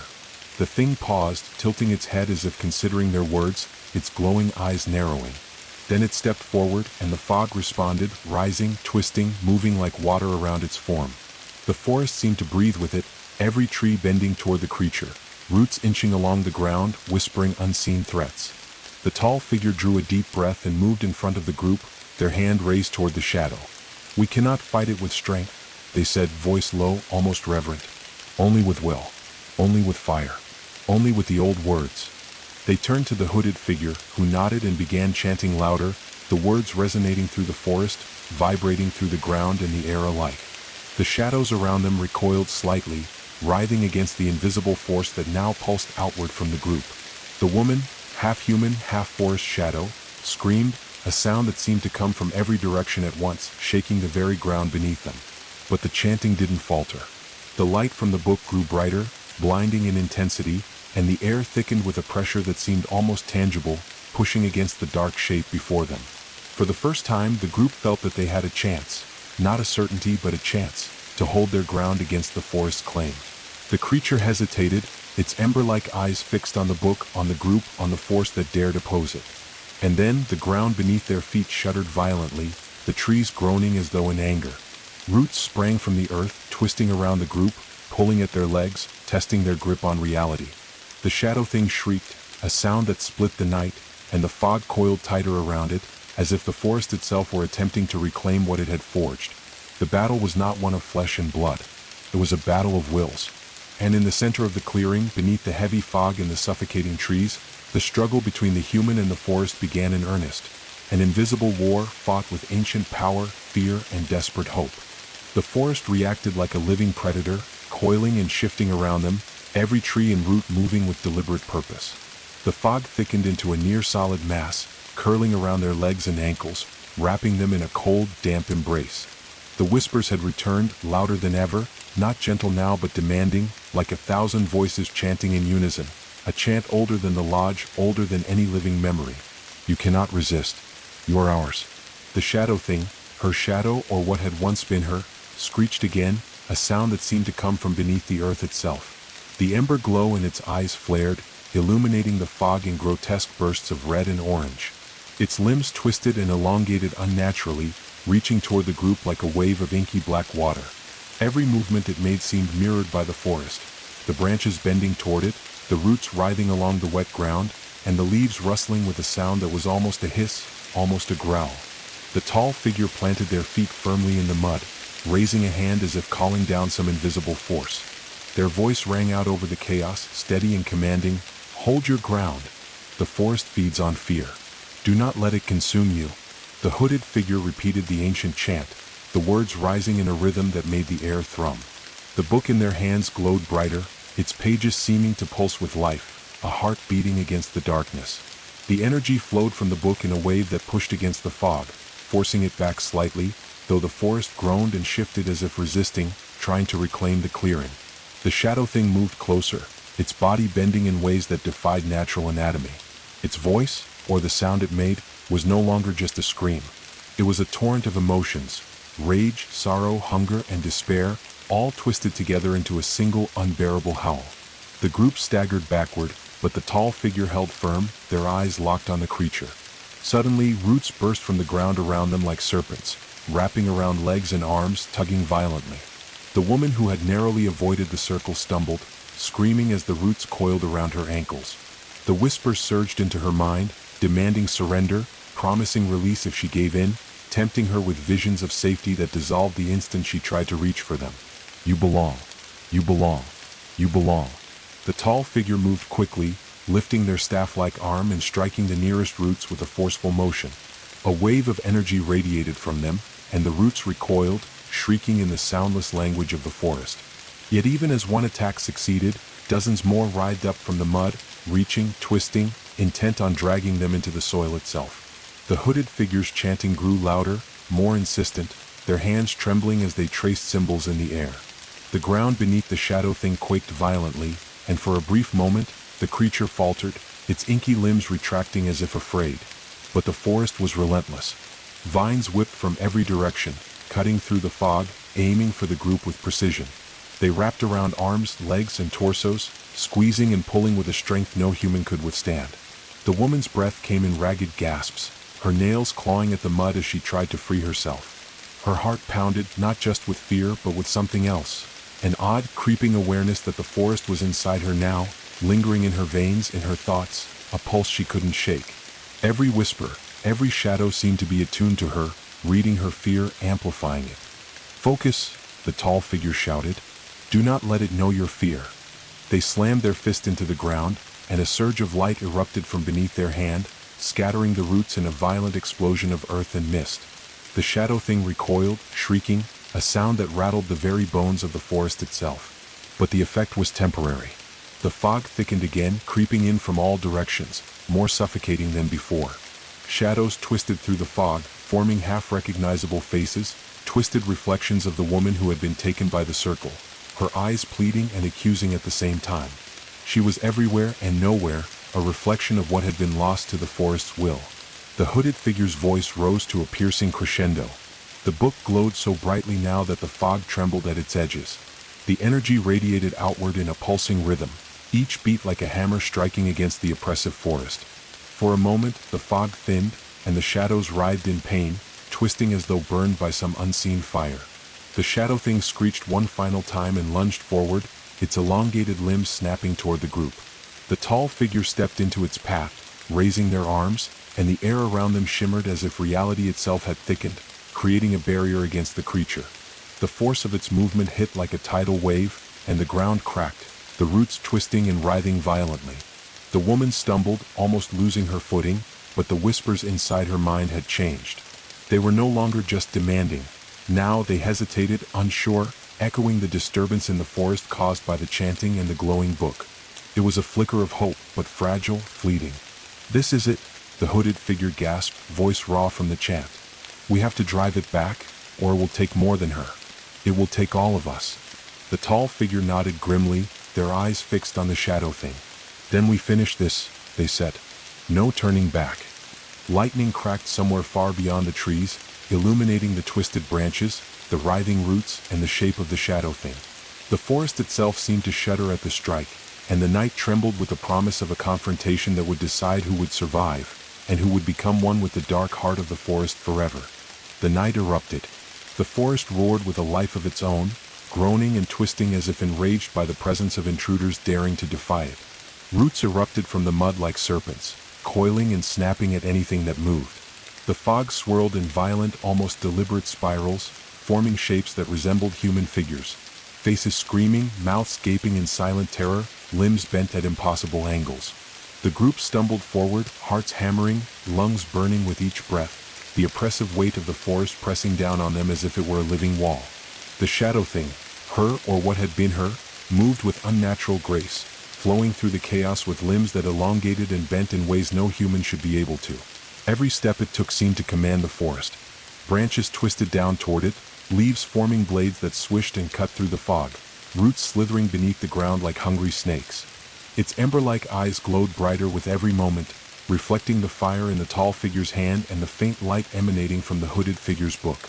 The tall figure's voice rang out above the chaos. "Stand your ground. Resist its pull. Do not let it devour your will." The woman stumbled, the roots wrapping around her ankles, tugging her toward the swampy ground. She kicked and twisted, her nails digging into wet earth, her fingers trembling. "I can't," she cried, her voice almost drowned by the roar of the forest and the rising chorus of whispers. "It's everywhere. I can feel it in my bones." The hooded figure, chanting faster now, traced more symbols into the air with the glowing book. The runes flared with each uttered syllable, pulsing in harmony with the rhythm of the forest itself. The roots nearest them hissed and writhed as if burned by invisible fire, retreating slightly, giving the group a fragile space to breathe. But the forest was relentless. The ground shook violently, splitting in jagged fissures that sprayed mud and water into the air. Trees bent and twisted, forming archways that loomed over the group like skeletal guardians. The fog thickened into a choking, viscous mass, pressing against their chests, making each breath feel like inhaling ice. In the distance, a low growl rumbled, not from any single creature but from the earth itself, vibrating through their very bones. The shadow thing leapt forward, its limbs striking like whips, the tips slicing through branches and roots with uncanny precision. Its ember eyes burned into the group, pulling at their minds, dredging up memories, fears, regrets, and guilt, twisting them into a tangible weight pressing down on their hearts. The woman clutched her head, staggering backward as visions of herself trapped in the stone circle, screaming and screaming, flooded her mind. The whispers had become a deafening chorus. "You belong. You belong. You belong." The tall figures slammed their hand into the muddy ground again. A surge of light erupted in a dome around them, sending a shockwave that flung roots aside and tore a path through the fog. The shadow thing shrieked, recoiling slightly, but the forest retaliated instantly. The trees groaned, their branches slamming downward like enormous clubs. One branch struck the dome of light, splintering violently, sending shards of bark flying. Another root lashed out, wrapping around the tall figure's legs, trying to pin them to the ground. The hooded figure yelled over the chaos. "It's testing us. Every strike, every pulse, it's probing for weakness. Focus, focus." Lightning split the sky above the trees, illuminating the nightmare in stark, burning clarity. In that flash, the forest seemed alive on an unimaginable scale. Every tree, every root, every leaf moved in concert, a single, malevolent organism. The shadow thing hovered above the ground, suspended by some dark force, its elongated limbs writhing, its form warping, expanding, stretching, until it seemed to merge with the fog itself. The woman stumbled forward, caught between fear and instinct. She saw a flicker of her own face in the shadow thing's writhing mass, the face she recognized, twisted and screaming. Something deep within her screamed back. "This is not me," she whispered aloud, her voice shaking. "I'm still here." The tall figure heard her and shouted, "Hold on to that. Hold on to yourself. That is your anchor." She grabbed onto the thought with all her strength, clinging to her sense of self like a lifeline. The ember glow in the shadow thing's eyes flickered, a ripple of doubt passing through its form. It shrieked again, but the sound now contained a note of confusion, a tremor in its malevolent confidence. The hooded figure's chant reached a crescendo. The book's runes flared in a blinding burst of light that cut through the fog like a knife. Roots recoiled, branches splintered, and the shadow thing shrieked louder than ever, its form flickering, unstable now, as if the combined will of the group had finally pierced the forest's influence over it. For a brief, suspended moment, the clearing fell into silence. Even the fog seemed to hesitate, swirling but holding its shape. The ground was scarred, mud-churned, trees bent and broken, but the group was alive, trembling, gasping for air, hearts hammering with adrenaline and terror. The shadow thing convulsed violently, its elongated limbs snapping like twigs, its ember eyes narrowing as if reconsidering its strategy. The forest itself seemed to pause, holding its breath, testing the group's resilience, gauging how much resistance it would tolerate before reclaiming them completely. The tall figure's voice was low now, almost calm, but heavy with warning. "This is only the beginning. The forest will not forget tonight. The stone circle has awakened it fully. If we survive this hour, it will be watching, waiting, and it will test us again. The hooded figure closed the book, the glow fading, the runes dimming, but a low hum remained, vibrating in the ground, in the air, in their bones. "We've bought a little time," they said, voice trembling from exertion. "But the forest never sleeps, and what we have faced tonight is nothing compared to what lies deeper within." The woman, still trembling, turned toward the forest, her eyes wide. "Deeper? We have to go deeper." The tall figure nodded, grim. "Yes, the forest calls for more than survival. It wants understanding, and only if we descend further can we hope to see its heart, and perhaps survive what waits there." The fog thickened again, curling around them, beckoning, whispering, promising terror and revelation. Somewhere in the darkness, the shadow thing lingered, watching, waiting, its ember eyes burning with the hunger of the forest itself. And the rain began again. The rain fell in heavy sheets, drumming against the twisted canopy above, hammering against leaves and branches until the forest itself seemed to shiver under the relentless assault. Mist rose from the wet earth, curling and pooling like ghostly fingers reaching toward the group's ankles, tugging at them as though trying to pull them back into the shadows they had fought so desperately to escape. Each step forward felt like wading through thick, cold water. Each breath came weighted with the damp, earthy stench of decay.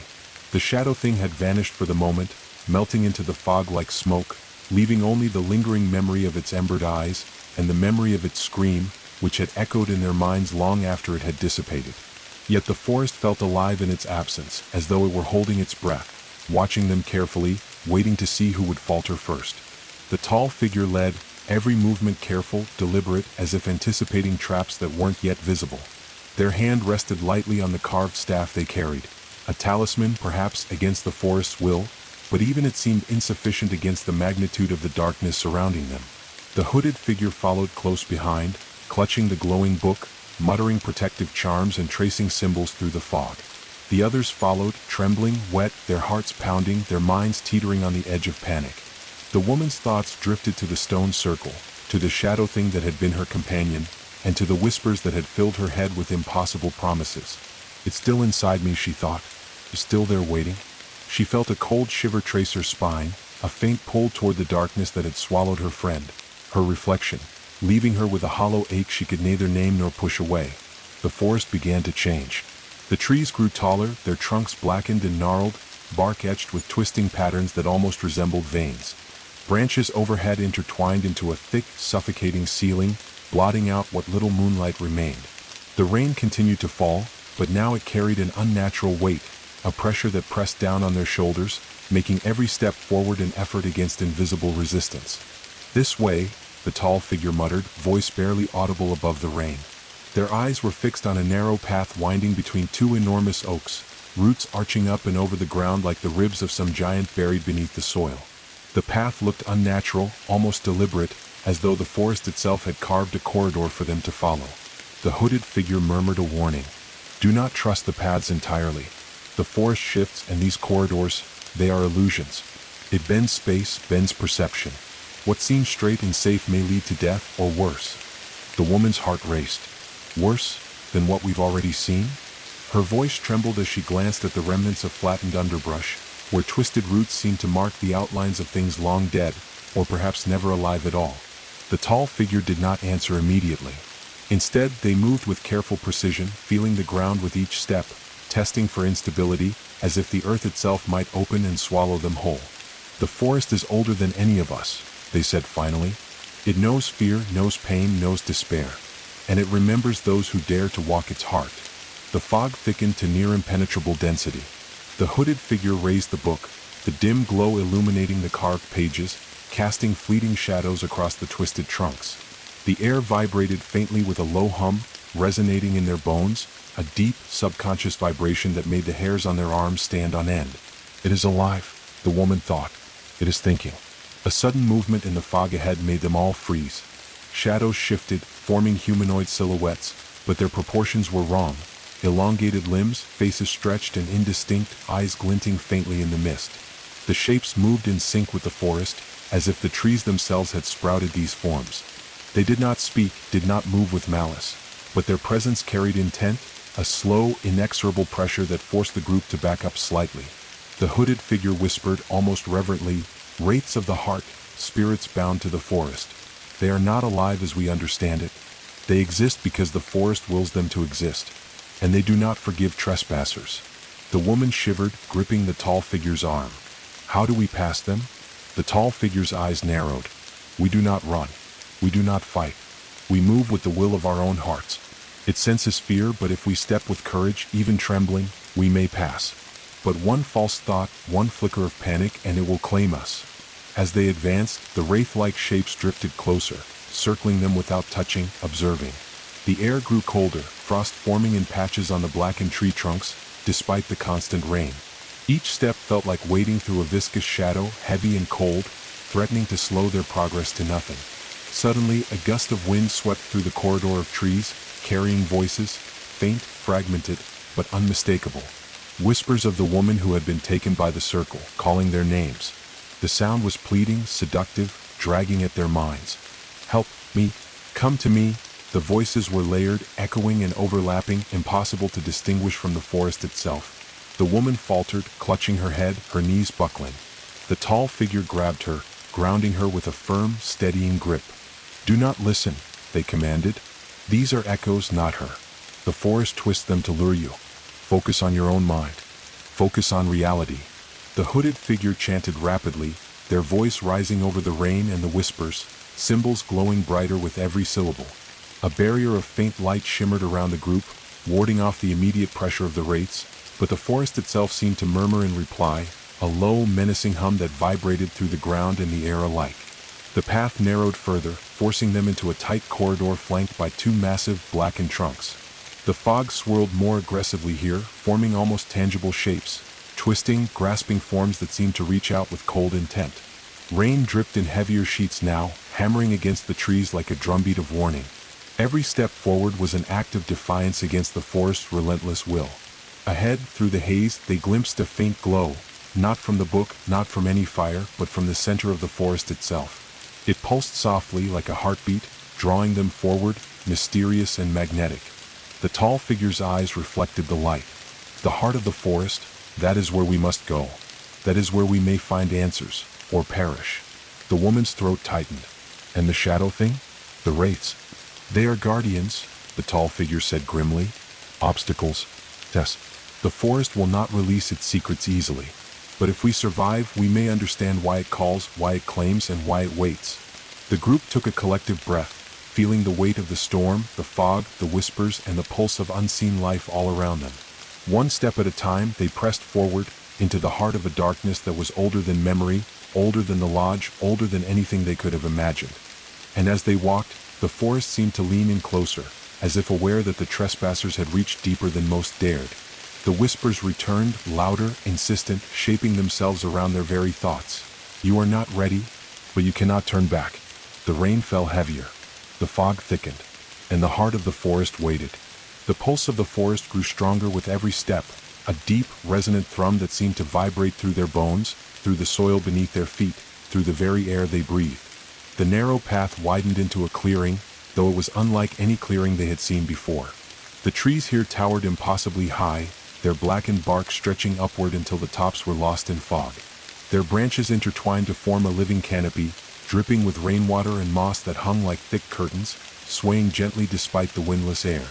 At the center of the clearing, they saw it, a faint eerie glow emanating from a large, twisted formation of roots and stone that seemed almost organic. The formation pulsed in rhythm with the forest itself, light expanding and contracting like a heartbeat. The tall figure stopped just before the edge of the clearing, eyes fixed on the sight. This is the heart, they whispered, awe and dread mingling in their voice. The place that holds the will of the forest, the source of its power. The fog swirled around them, thick and suffocating, yet within the glow of the heart, shadows seemed to move with a consciousness of their own. Shapes formed in the mist, distorted figures, faces twisted in silent screams, hands reaching for the intruders, yet dissipating into vapor as they approached. The air was heavy, oppressive, each breath tasting of earth, decay, and something ancient that defied description. Do you feel it?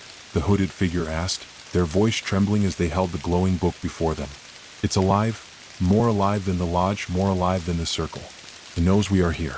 It senses our fear and our intent. The woman shivered, her body pressed instinctively against the tall figure. It's calling me, she whispered, her voice barely audible over the rain and the low hum of the heart. I can hear it in my head. Come closer. Her eyes flickered toward the pulsing light, her body moving forward almost involuntarily. Do not go, the tall figure snapped, grabbing her shoulder. The pull is an illusion. The forest wants you to believe it's a path to safety, to answers. It is not. It is a trap. Hold yourself together. The shadow thing emerged again from the fog at the far edge of the clearing. It hovered above the ground, limbs elongated and writhing, merging occasionally with the fog itself. Its ember eyes locked onto the group, glowing brighter than ever, radiating hunger, intelligence, and malice. It moved silently, circling the heart as if guarding it, or perhaps feeding from it. Every step it took caused the ground to tremble slightly, sending ripples through the roots of the forest. The hooded figure chanted in rapid succession, their voice rising above the storm. Symbols floated in the air around them, glowing faintly, creating a fragile protective dome. The shadows recoiled slightly at the light, but the forest itself seemed to resist, branches groaning and roots lashing out beyond the barrier. Lightning cracked high above, illuminating the clearing in jagged flashes. In one instant, the group saw what the heart truly was, a tangle of roots and stone fused with something resembling flesh. Within the twisted structure, faint movements pulsed, faces, eyes, mouths forming and disappearing, writhing in silent torment. The heart was alive, a cruel, sentient amalgamation of everything the forest had claimed, every lost soul and every shadow it had twisted. The woman staggered, tears streaming down her face. That's her, she whispered, voice trembling. The one from the circle. She's inside it. The tall figure's eyes darkened. She's part of it now. The forest has claimed her, fused her into its core. We may see her face, hear her voice, but she is no longer herself. She is something else. The shadow thing shrieked, a sound that shook the clearing, a combination of agony and fury. It moved closer to the heart, its form stretching and flickering, merging with the pulsing light as if trying to fuse itself with the core. The whispers in the woman's mind became deafening, a torrent of demands, promises, and threats. Join us, be one, surrender. The tall figure stepped forward, staff raised, voice steady but low and commanding. We do not surrender. Not here. Not now. They struck the ground with their staff, sending a pulse of energy through the clearing, cutting a swath through the fog and forcing the shadow thing back. Roots snapped and splintered under the force, and the pulsing of the heart stuttered for the first time. The hooded figures chanting grew frantic, their words weaving around the group like a shield. Symbols from the book floated upward, forming intricate patterns in the fog. Light collided with shadow, pulsing in rhythm with the forest's heartbeat, creating a standoff in the clearing, life against life, will against will, fear against courage. The woman clenched her fists, forcing herself to resist the pull of the heart. Every fiber of her being screamed to step closer, to submit to the whispers, but she forced herself to breathe, to focus. I'm still me. I'm still me.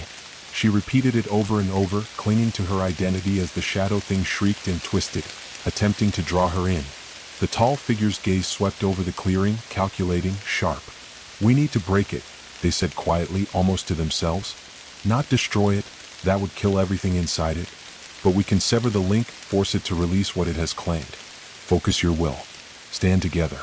Hold fast and do not let the forest take your minds. The ground trembled violently, rain slashing sideways in sheets, lightning illuminating the writhing forms in the heart of the forest. The shadow thing lunged, and the air seemed to split with the force of its scream. Yet the group stood firm, joined by their fear, their defiance, and the faint, fragile light of the hooded figure's protection. The battle for the heart had begun. The clearing shook as if the forest itself had taken a step forward, responding to the defiance of the intruders. The pulsing light of the heart grew brighter, illuminating every twisted root, every gnarled trunk, every shifting shadow that lurked in the fog. Rain fell in sheets, battering the ground, splashing against the group and washing mud across their soaked clothes, but the storm felt secondary to the overwhelming presence of the forest's core. Its rhythm, the steady, almost living heartbeat, was inescapable, pressing into their ears, their minds, their chests. The shadow thing darted forward again, limbs twisting unnaturally, merging with the fog and pulsing light. Its ember eyes flared, radiating a silent command that tugged at the woman's consciousness. She stumbled, vision blurring, and the whispers in her mind became almost unbearable. Join us, surrender, be one. The pull was not only mental, it was physical, tugging at her very muscles and bones as if the forest could reach inside her, demanding obedience. The tall figure placed a firm hand on her shoulder. "Do not listen," they commanded, voice cutting through the storm. "The forest feeds on submission. It senses fear, but it does not understand courage unless we show it." They struck their staff into the ground, sending a shockwave through the clearing. Roots recoiled with a sound like tearing flesh, and the shadow thing shrieked in protest, retreating slightly from the force. The hooded figure stepped closer to the heart, the glowing book clutched to their chest. Their chanting grew louder, faster, weaving a lattice of light that cut through the fog, illuminating the twisting roots that formed the heart's grotesque architecture. Faces appeared briefly in the pulsing formation, haunted, pleading faces, many familiar, many unknown. Among them, fleetingly, was the woman who had been claimed by the stone circle, her eyes wide and terrified, her mouth opening in a silent scream. The heart pulsed around her, a living cage of roots and stone. "We have to sever it," the tall figure said, voice low but urgent. "We cannot destroy the heart, it contains too many trapped souls, but if we can disrupt the connection, we can release them. Focus your mind, force your will against the forests." The group hesitated for only a moment. Fear threatened to paralyze them, but the pulse of the heart, the knowledge that those trapped inside it might be lost forever, propelled them forward. They stepped into the clearing together, forming a circle around the heart, joining hands, breathing together, grounding themselves against the pull of the forest. The shadow thing hissed and flailed, limbs elongating to impossible lengths, trying to break their formation. It merged with fog and roots, attempting to ensnare them with both physical and mental force. Its ember eyes burned into their minds, dredging memories, fears, and regrets, and the whispers became a cacophony of voices. "You will fail. You will join us. You belong." The woman's knees buckled, and she fell to the mud. Her hands pressed into the cold earth as she forced herself to rise again. "I'm still me. I'm still me. I'm still me." The mantra anchored her, and she felt the pull weaken slightly, the shadow thing recoiling as if wounded by her resolve. The hooded figure raised the book high, and the symbols began to pulse in time with the heart itself. The light radiated outward, slicing through fog, splitting shadows, creating a corridor of clarity amidst the chaos. The tall figure raised their staff, slamming it into the ground with all the force they could muster. A wave of energy rippled outward, reaching into the roots of the heart, reverberating through the twisted formation, shaking loose some of the trapped faces within. The heart pulsed violently in response, a scream that rolled through the clearing like thunder. The shadow thing screamed as well, twisting violently, its body contorting, merging with the roots and fog in desperate resistance. It lunged toward the group again, but they held fast, pushing their will against its pull. The rain fell heavier, wind whipping the fog into violent swirls, yet the lattice of light from the book and the staff's shockwave held firm. Suddenly, the heart shuddered and cracked. A fissure appeared along its surface, and faces pressed outward, mouths opening in silent pleas as roots recoiled. A surge of energy rippled through the clearing, and the shadow thing howled, its ember eyes flickering with confusion and fury. The forest itself groaned, trembling at the disturbance. The woman's voice rang out clearly over the storm. "Now! Keep pushing.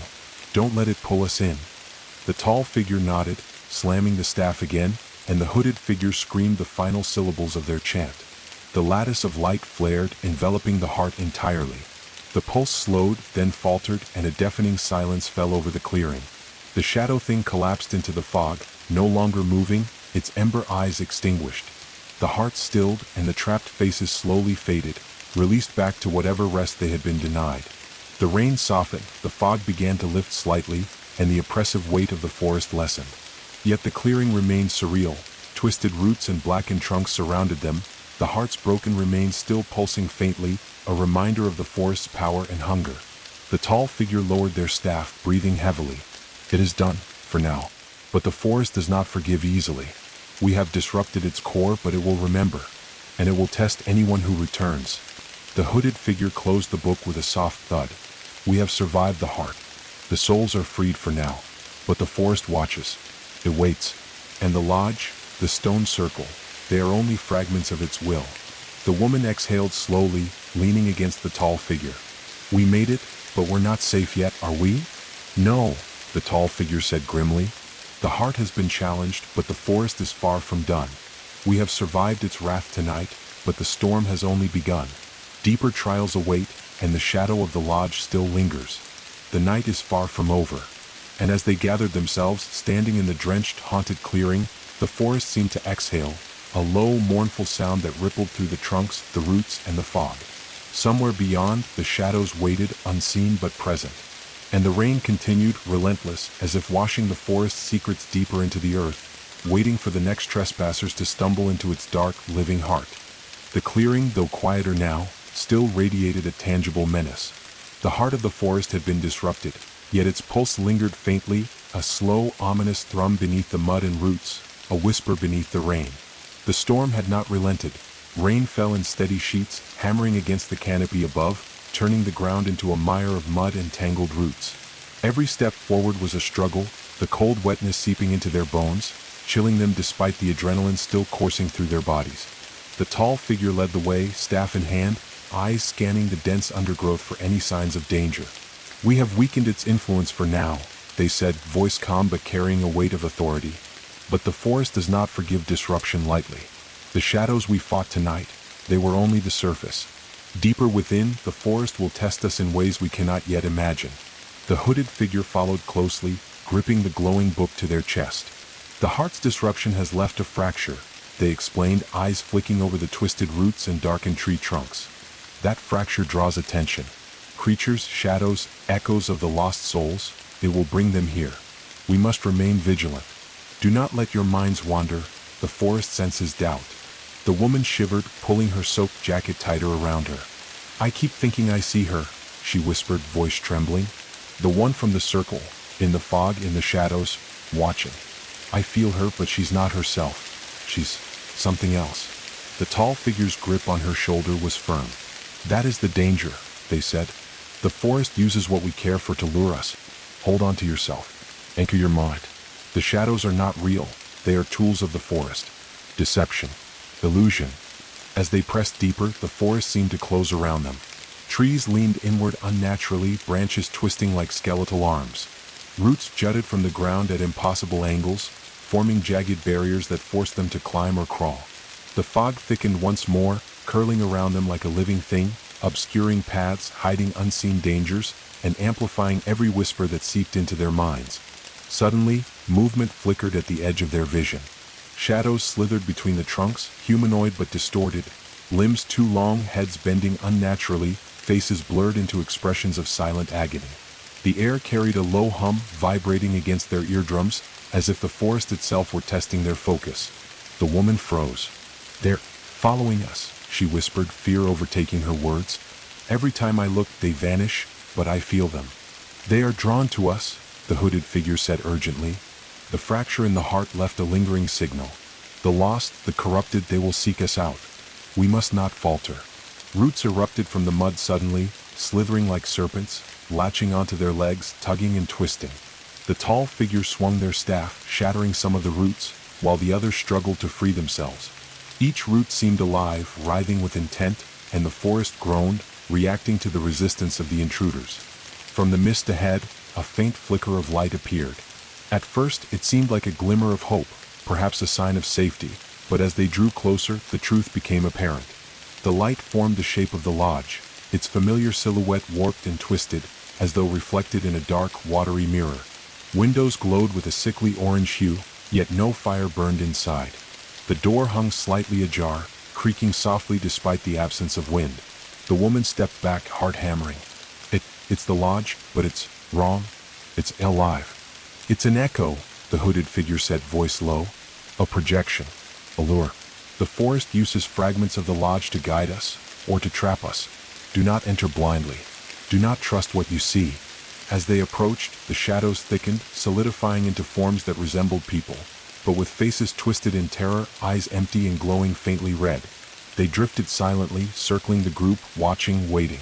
The hum in the forest grew louder, vibrating through the trunks, the roots, even their own bones. It was a low, insistent warning, a demand for compliance, a promise of death for those who faltered. The tall figure raised their staff again, slamming it into the ground. A shockwave pulsed outward, scattering the nearest shadows. Yet more appeared, emerging from the fog, moving with unnatural fluidity, their elongated limbs gliding over roots and mud. The forest itself seemed to pulse in rhythm with their movements, rising and falling, ready to crush anything that resisted. The woman's breath came in ragged gasps. "I don't know how much longer I can hold it," she admitted, gripping the staff of the tall figure as if for balance. "Every step, the whispers, they're everywhere, inside my head."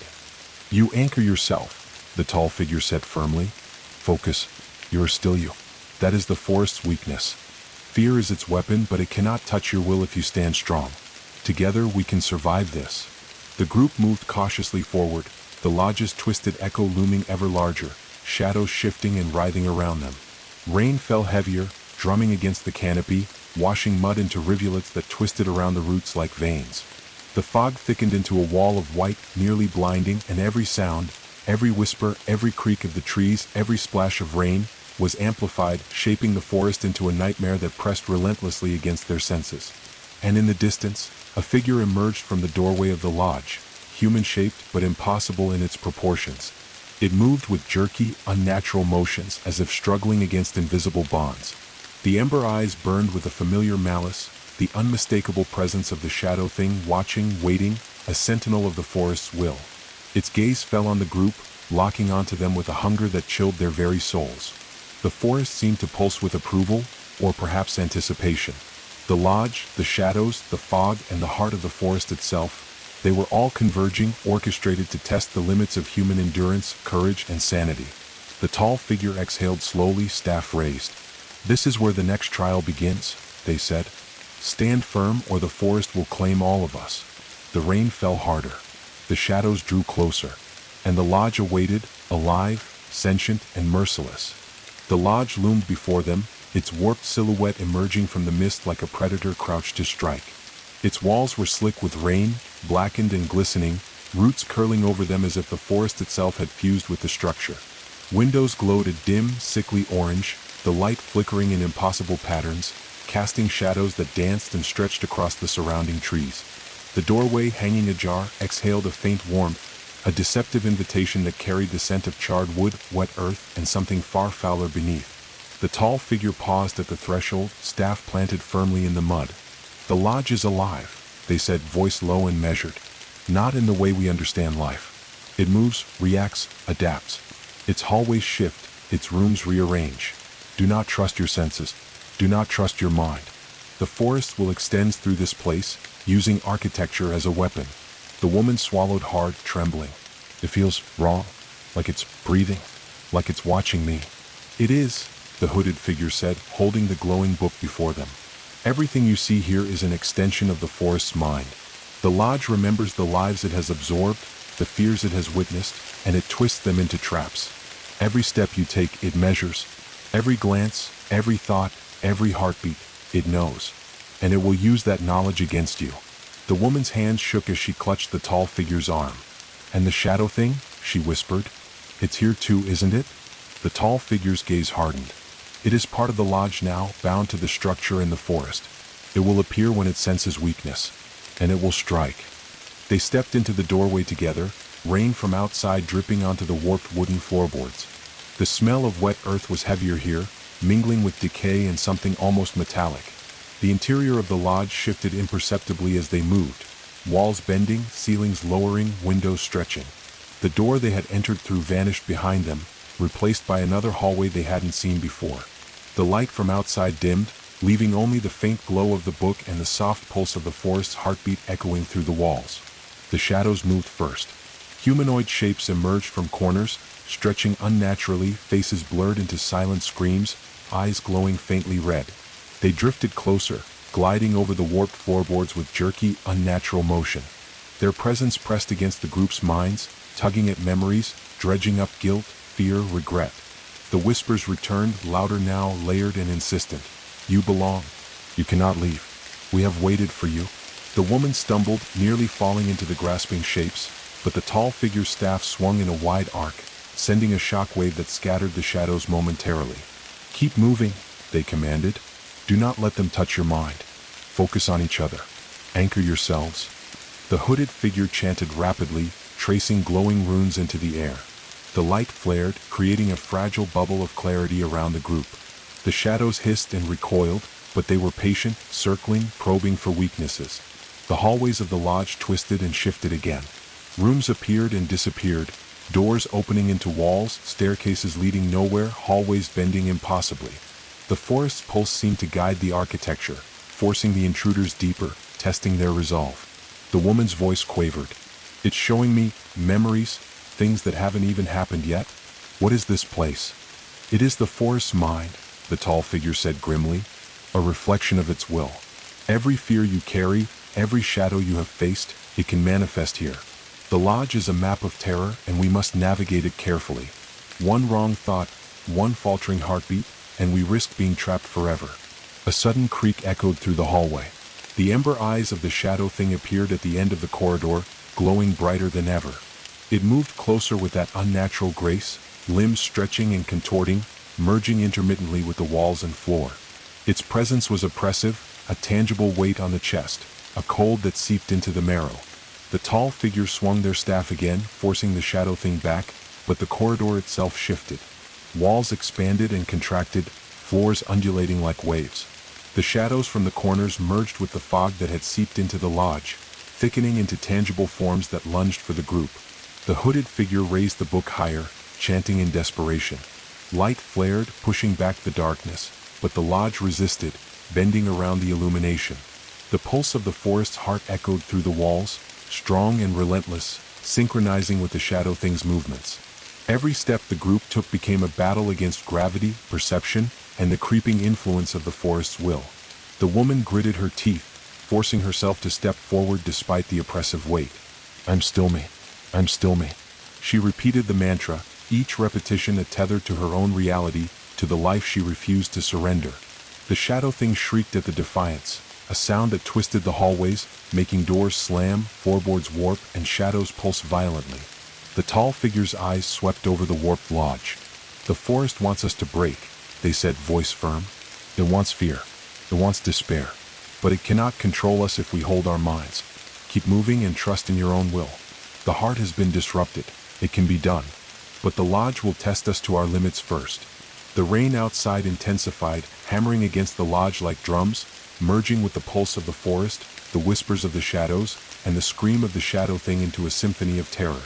The hallways twisted again, opening into a vast chamber that pulsed with faint orange light.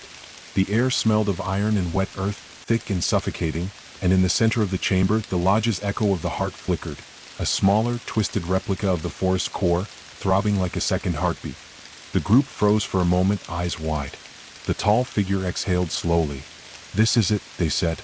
"The lodge's heart, its anchor to the forest. We disrupt this and we may weaken its will even further. But we must be careful. One misstep, one falter, and the lodge will claim us completely." The shadow thing advanced, moving with terrifying speed and grace. The lodge shifted around it, hallways bending, walls pressing inward, as if the structure itself were attempting to crush the intruders. The air vibrated with menace, a low, resonant hum that reverberated through their chests, mingling with the rhythm of the lodge's pulse.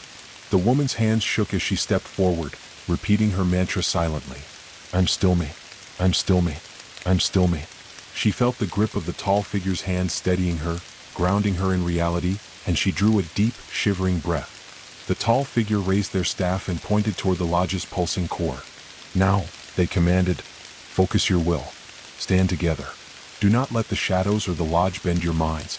Anchor yourselves and strike at the heart." The chamber trembled. The shadow thing screeched, the lodge twisted, and the echoes of the forest's heartbeat surged. The group braced themselves, ready to face the full fury of the lodge's living nightmare. The chamber's pulse thrummed through the floorboards like a drumbeat of living stone, shaking the intruders to their cores. The orange light from the lodge's heart flickered and expanded, casting grotesque shadows across the warped walls and twisting corridors.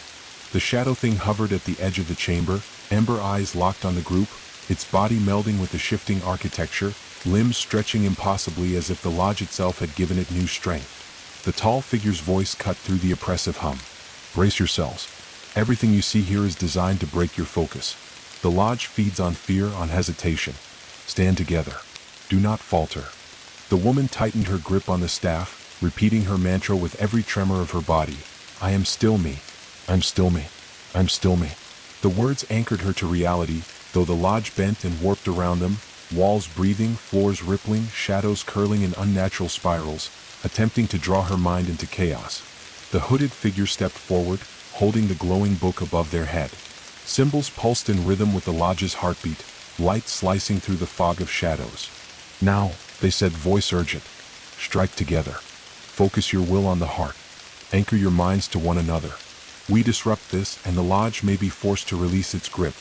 The tall figure raised their staff high. Energy crackled along its length, merging with the light of the book. A wave of force radiated outward, colliding with the lodge's pulsing heart. The floor buckled beneath them as roots and boards shifted violently, trying to unseat them, but they held fast. The shadow thing hissed and lunged, merging with the pulsing light, attempting to claw at the woman's mind. She staggered under the mental assault, seeing flashes of herself trapped inside the lodge, screaming, faces of lost souls reaching out from the walls. Yet she repeated her mantra, forcing her mind back to the present. "I am still me. I'm still me. I'm still me." The ember eyes of the shadow thing flickered with frustration. The tall figure swung their staff again, striking the core of the lodge's heart directly. A shockwave of energy rippled outward, causing the walls to bend and quake, the orange glow to flare violently. Shadows shrieked, twisting into impossible forms, bodies merging with walls, floors, and ceilings, yet the group stood firm, holding their focus against the chaos. The hooded figure chanted faster, tracing symbols in the air that radiated pulsating light, wrapping around the heart like chains of energy. The lodge groaned as if in pain, walls undulating and floors trembling beneath the assault. The shadow thing writhed in the light, limbs thrashing as it tried to maintain its connection to the heart. Ember eyes burned with rage, but for the first time, the group felt its hold weaken. The woman's resolve strengthened. "We can do this," she whispered, voice fierce against the storm of the lodge's will. "We survive together." The tall figure nodded. "Do not waver. The lodge tests us with illusion, pain, and fear, but the bond between us is stronger than its will. Hold fast." They stepped forward together, joining hands. The energy from the staff and the glowing book coalesced, a brilliant beam aimed directly at the lodge's pulsing core. Roots snapped, walls shuddered, and the shadows screamed, hurling themselves against the light but failing to penetrate it. The pulse of the heart faltered under the assault, a deep, resonant thrum that shivered through the chamber. Faces appeared in the lodge's core, some familiar, some grotesquely twisted, but the light washed over them, calming, freeing, and releasing them from the forest's grasp. The ember eyes of the shadow thing flared one final time before dimming, its body dissolving into the fog as it screeched in defeat. The lodge convulsed violently one last time, walls folding inward and then snapping outward. A deafening silence followed, broken only by the soft patter of rain leaking through warped beams. The pulsing light of the lodge's heart dimmed to a faint glow, then faded completely. The oppressive weight of the forest lifted slightly, and the fog thinned, revealing a clearing beyond the lodge that shimmered with a fragile peace. The tall figure lowered their staff, breathing heavily. "It is done," they said, voice measured. "The lodge has been disrupted. The heart is weakened. The forest has lost some of its control, though it will remember this intrusion. We have survived its trial tonight." The woman sank to her knees, exhausted, mud clinging to her soaked clothes. We did it, but it's not over. It can still watch us." "No," the hooded figure said, closing the glowing book and tucking it against their chest. "It has been forced to retreat. But you are right. It will remember, and its presence lingers. We cannot let our guard down. Not yet." The group paused, taking stock of their surroundings. The lodge, though weakened, remained a twisted, sentient structure, a lingering threat. The forest outside continued its relentless reign, shadows pooling at the edges of perception. Yet the immediate danger had passed. The pulse of the lodge's heart was slower, quieter, diminished. For the first time in hours, the group felt a fragile sense of accomplishment, tempered by the knowledge that the forest still watched, still waited, and would not forgive easily. The tall figure extended a hand to the woman. "Come, we move forward. The storm is not over, and the forest still tests us. But we are not defeated. Not tonight." The woman took their hand, gripping tightly. Together, they moved toward the door that led back into the forest, stepping over broken roots and warped floorboards. The lodge behind them seemed to watch, its walls pulsing faintly in residual energy, a silent promise that its trials were far from finished. The rain continued to fall, heavy and cold, washing over the forest floor.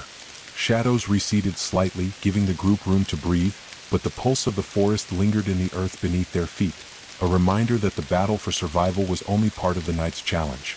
They moved cautiously, leaving the lodge's echo behind, venturing deeper into the forest, toward unknown trials, uncertain paths, and the lingering presence of the dark, sentient woods that had tested their courage, their will, and their unity. The forest beyond the lodge seemed deceptively calm at first. Rain drummed steadily on the leaves above, muffled by the thick canopy, while mist clung low to the ground, curling around roots and fallen branches. Yet the group moved cautiously, each step a negotiation with the treacherous mud and tangled roots beneath their feet.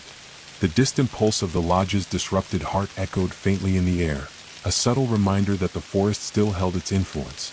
The tall figure led the way, staff tapping rhythmically against the ground. "The lodge is weakened, but it is far from defeated," they said. "The forest will attempt to reclaim control. We must remain vigilant. Every shadow, every rustle, every whisper is a test." The hooded figure walked beside the woman, holding the glowing book close. "The lodge's pulse has left a ripple through the forest," they warned. "Echoes of the lost, fragments of the shadows, and remnants of the lodge's sentience will follow us. Some will appear as illusions, others as whispers in your mind, trying to draw you back into the lodge's grip." The woman shivered, pulling her jacket tighter. "I keep seeing faces in the mist," she admitted, voice low. "Familiar faces, some from the lodge, some I don't even know. And the shadows, they keep moving at the edge of my vision." "They are part of the test," the tall figure said, voice firm. "Focus on each other. Anchor yourselves. Fear is their weapon, but unity is ours." The forest seemed to respond to their movement. Trees leaned in closer, their branches twisting like skeletal arms, forming dark arches that shrouded the path. Roots snaked across the ground like black veins, and the mist thickened, curling around the group and seeping into their minds with whispers that sounded almost human. "Turn back. You cannot leave. We are still waiting." The woman's hands shook, but she gripped the tall figure's arm tightly. "I'm still me. I'm still me. I'm still me." Each repetition was a tether to her own reality, a shield against the insidious pull of the forest. Suddenly, the mist ahead parted slightly, revealing a figure standing between the trees. It was tall and thin, cloaked in wet, dark fabric, face obscured by shadows. Its presence radiated a cold, oppressive weight, and the ember eyes of the shadow thing flickered within its form. It did not move, but the air around it vibrated with intent, as if it were testing their resolve. "Do not falter," the tall figure whispered. "It is observing. It is measuring. It will not attack unless it senses weakness." The figure began to drift forward, its movements smooth but unnatural, gliding over roots and mud. The shadows in the trees seemed to twist and stretch, converging toward the intruders, forming shapes that resembled human faces, screaming silently. The mist thickened and whispers grew louder, layering over one another, drowning out the sound of the rain. The hooded figure raised the glowing book, chanting rapidly. Symbols floated from the pages, pulsing with light that cut through the fog. The shadow thing recoiled, hissing in frustration, but the figure ahead did not retreat. Instead, it tilted its head slightly as if curious. The tall figure tightened their grip on the woman's shoulder. "We cannot stop," they said. "The forest wants hesitation. The lodge wants hesitation. Step forward together. Anchor yourselves to one another, and we will survive this trial as well." They pressed onward, each step a battle against the forest's will. Roots lashed at their legs, branches snagged at their hair and clothing, and the fog coiled around them like a living serpent. Faces appeared briefly in the mist, some familiar, some grotesque, whispering promises, threats, and memories, but the group focused on one another, their shared presence forming a fragile shield against the forest's manipulations. As they moved deeper, the forest seemed to open slightly, revealing a small glade. Moonlight, filtered through dense clouds, glimmered on puddles that reflected twisted images of the trees. The air was thick, saturated with rain, mud, and the faint scent of decay, yet here the pulse of the forest slowed, almost as if it were watching them, calculating their next trial. The figure ahead remained at the glade's edge, motionless. The ember eyes burned steadily, fixed on the group. The tall figure spoke quietly, voice low but commanding. "This is only the beginning of the forest's deeper trials. The shadow thing is bound to this place, as are the echoes of the lodge. Beyond this glade, the path becomes more perilous. Illusions will test your mind, shadows will test your courage, and the forest itself will test your will." The woman exhaled slowly, shivering in the cold rain. "I thought the lodge was the worst of it, but this is endless." "It is endless only if you let it be," the hooded figure replied, voice steady. "The forest's will is powerful, but not absolute. It reacts, adapts, but it cannot break those who remain united, who anchor themselves to reality and each other. We survive by holding fast, by trusting in our own strength and in one another. The tall figure nodded, eyes scanning the misty trees. We continue through the glade toward the next marker. The forest will not relent, and neither will the shadows. But we are not defeated yet. Stay vigilant. Stay together. And whatever you do, do not let the whispers enter your mind. As they stepped into the glade, the fog twisted violently, forming shapes of their past fears, distorted memories, and impossible horrors. The shadow thing drifted forward, gliding silently, its presence a constant weight on their minds. The rain continued to fall, cold and relentless, but they pressed on, anchored in determination and unity, ready to face whatever the forest would conjure next. The night stretched on, the pulse of the lodge and the forest a distant echo in their minds, a reminder that survival required more than strength. It required unwavering courage, clarity of will, and the ability to confront the horrors of the forest without surrender. The glade stretched before them like a mirror of uncertainty.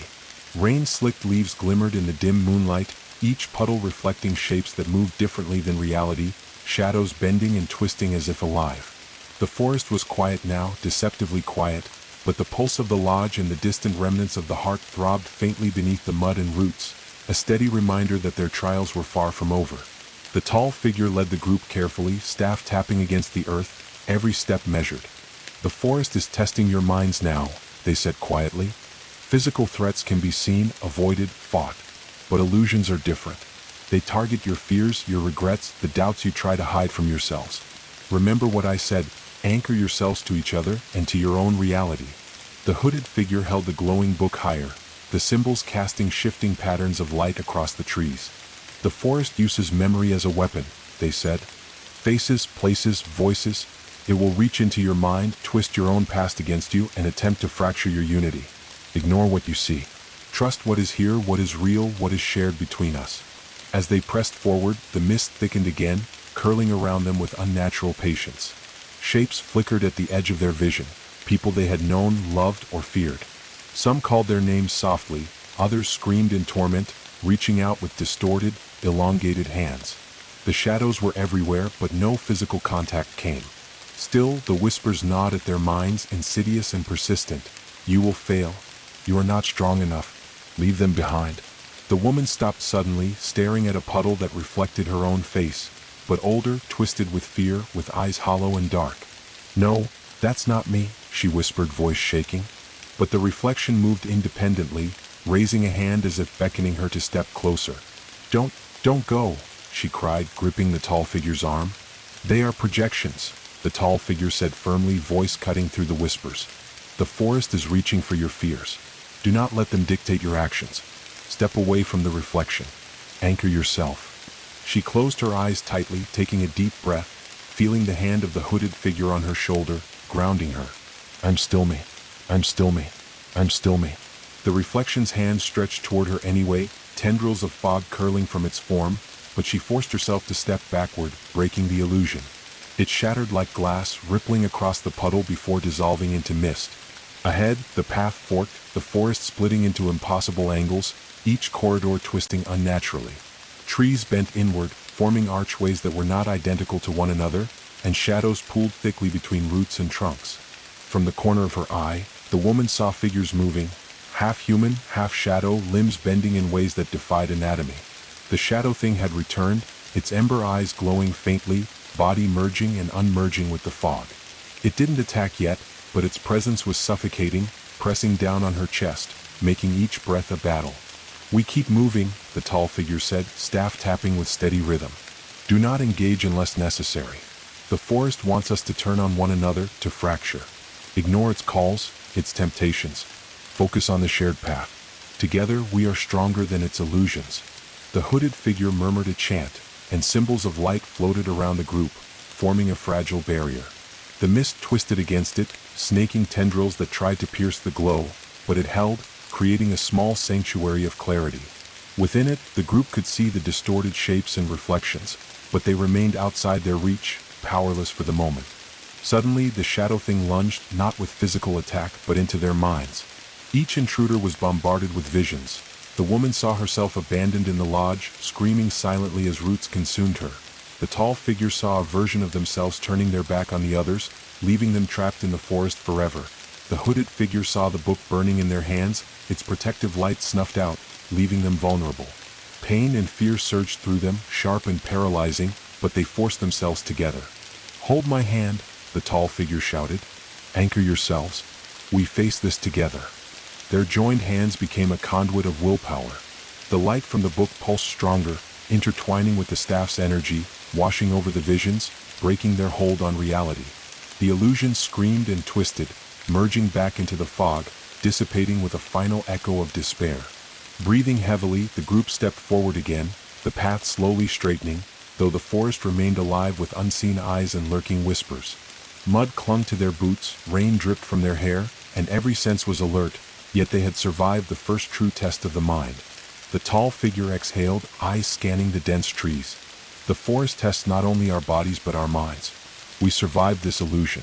The next trials will be harder, but so long as we remain anchored, we endure. The shadow thing is still out there, watching. It will learn from this encounter, but it cannot control us while our will remains united." The woman wiped rain from her eyes. I think I understand now. It wants us to doubt each other, to doubt ourselves. But if we hold on, if we trust each other, we can survive." "Yes," the hooded figure agreed. "But survival is only the first step. The forest adapts, remembers, and it will challenge us in ways that cannot be foreseen. Keep your senses sharp. Keep your minds anchored. And do not underestimate what it can conjure." As they moved deeper, the forest seemed to pulse around them, a living entity with patience and cunning. Shadows lingered at the edges of perception, whispers teased their thoughts, and distant shapes moved just out of reach. Yet the group pressed forward, hands joined, minds aligned, hearts determined, stepping into the forest's depths, toward trials that would push them further than any nightmare they had yet faced. The forest's pulse grew stronger as they ventured deeper. The rain fell heavier now, a relentless sheet that hammered against leaves, branches, and the soaked earth beneath their feet. Each step became a struggle, the mud clinging to boots like iron, roots reaching upward to trip or twist them down. The mist hung thick, a suffocating blanket, and the air carried the scent of wet decay, moss, and something faintly metallic, like blood. The tall figure led the way, staff tapping steadily, each strike resonating with the faint echo of the lodge's disrupted heart. "The forest remembers the lodge's disturbance," they said, voice firm but edged with tension. "It is gathering strength. Shadows, illusions, roots, all will come together. This is the next level of its trial." The hooded figure held the glowing book aloft, chanting quietly. Symbols floated into the air, pulsing with light that carved temporary safe zones through the mist. "The shadow thing has not abandoned its pursuit," they warned. "It learns, it adapts, and now it will manipulate the forest itself to assault us physically and mentally. Stay vigilant. Hold fast." The woman shivered, pulling her jacket tight against the rain. "I feel them, the shadows, crawling through the mist, trying to surround us. I can hear whispers in my own voice, my own thoughts are betraying me. They are echoes of fear," the tall figure said, eyes scanning the mist. "The forest reaches into your mind to fracture it. But we anchor ourselves in reality. Focus on each other. Every doubt it whispers is a trap. Do not step into it." Suddenly, the forest responded with violence. Roots erupted from the ground like serpents, thrashing and twisting around trunks and branches, lashing toward the group. Trees groaned and leaned unnaturally, their skeletal branches reaching like claws, forming barriers and cages. The ground heaved and buckled underfoot, small sinkholes forming to swallow them if they faltered. The shadow thing emerged from the mist, merging with the forest itself. Its ember eyes glowed fiercely, and its form stretched unnaturally, limbs fusing with tree trunks and roots, writhing across the mud with impossible speed. It struck with psychic force, invading their thoughts with visions of betrayal, abandonment, and loss. The woman stumbled, visions twisting her mind. She saw the tall figure leave her behind, the hooded figure vanish with the book, and the forest closing in around her. Screams echoed in her ears, though no one else was near. She fell to her knees, heart hammering, shivering violently. "Anchor yourself," the tall figure shouted, pulling her upright. "The forest's whispers are illusions. They are not real. Hold on to reality, to us, to your own will. Step into the light of the book. Trust it." The hooded figure chanted louder, symbols flaring brightly. Light surged outward, pushing back the shadows and the tendrils of roots that sought to entangle them. The forest groaned in protest, shaking the trees violently, but the group pressed forward, joined hands forming a line of unity through the chaos. The shadow thing screamed, its sound a mixture of human anguish and otherworldly fury. It lunged, merging briefly with the tallest tree in the path, its ember eyes narrowing as it extended shadowed limbs toward them. But the group held firm, staff and book glowing, light intertwining and radiating outward, carving a narrow corridor through the violent, twisting forest. Branches snapped, mud slid underfoot, and the rain's intensity nearly blinded them. But the woman repeated her mantra over and over, "I am still me. I'm still me. I'm still me." Each repetition was a tether against the forest's manipulations, a shield against its psychic attacks. The tall figure's staff and the hooded figure's book formed a protective barrier of light, and together they were pushed against the oppressive weight of the forest. Suddenly, the path ahead opened into a small clearing. Here, the forest's assault was lessened, though the mud remained treacherous and the mist clung to their legs like liquid shadow. In the center of the clearing, an enormous tree pulsed with faint orange light, the next anchor of the forest, a sentient node feeding its will and connecting to the lodge's echoes. Roots pulsed outward like veins, and the shadow thing hovered above, watching, waiting, its ember eyes burning with restrained fury.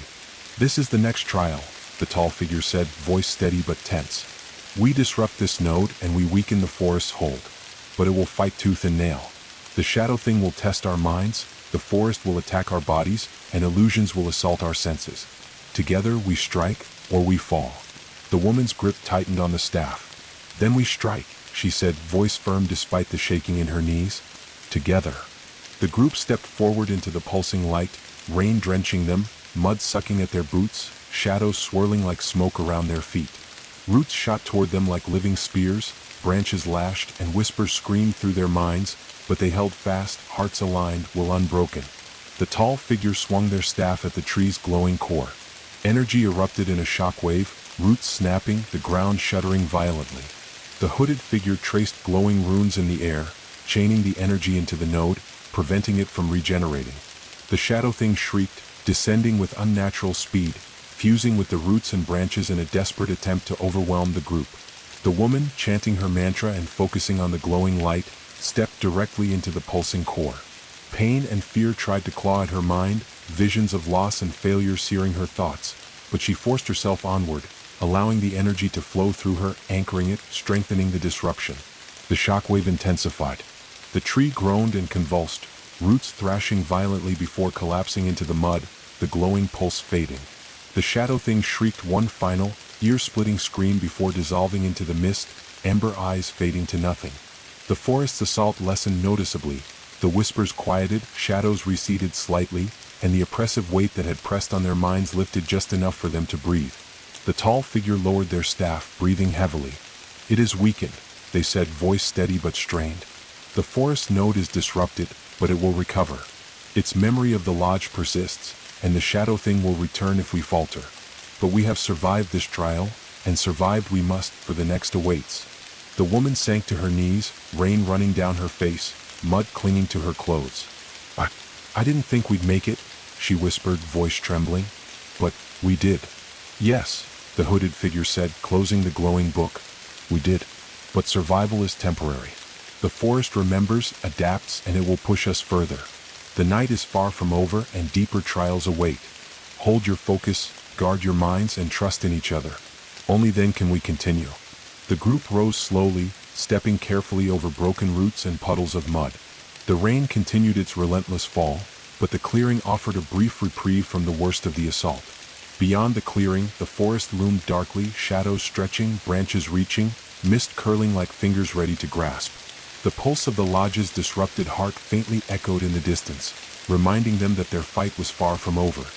They moved forward, together, anchored by trust, resolve, and the knowledge that the forest's wrath was not yet finished, that the shadow thing lingered, and that the true trial of survival was only beginning.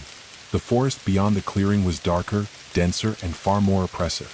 Rain fell in relentless sheets, dripping from gnarled branches and pooling in the deep ruts of mud, making every step a battle.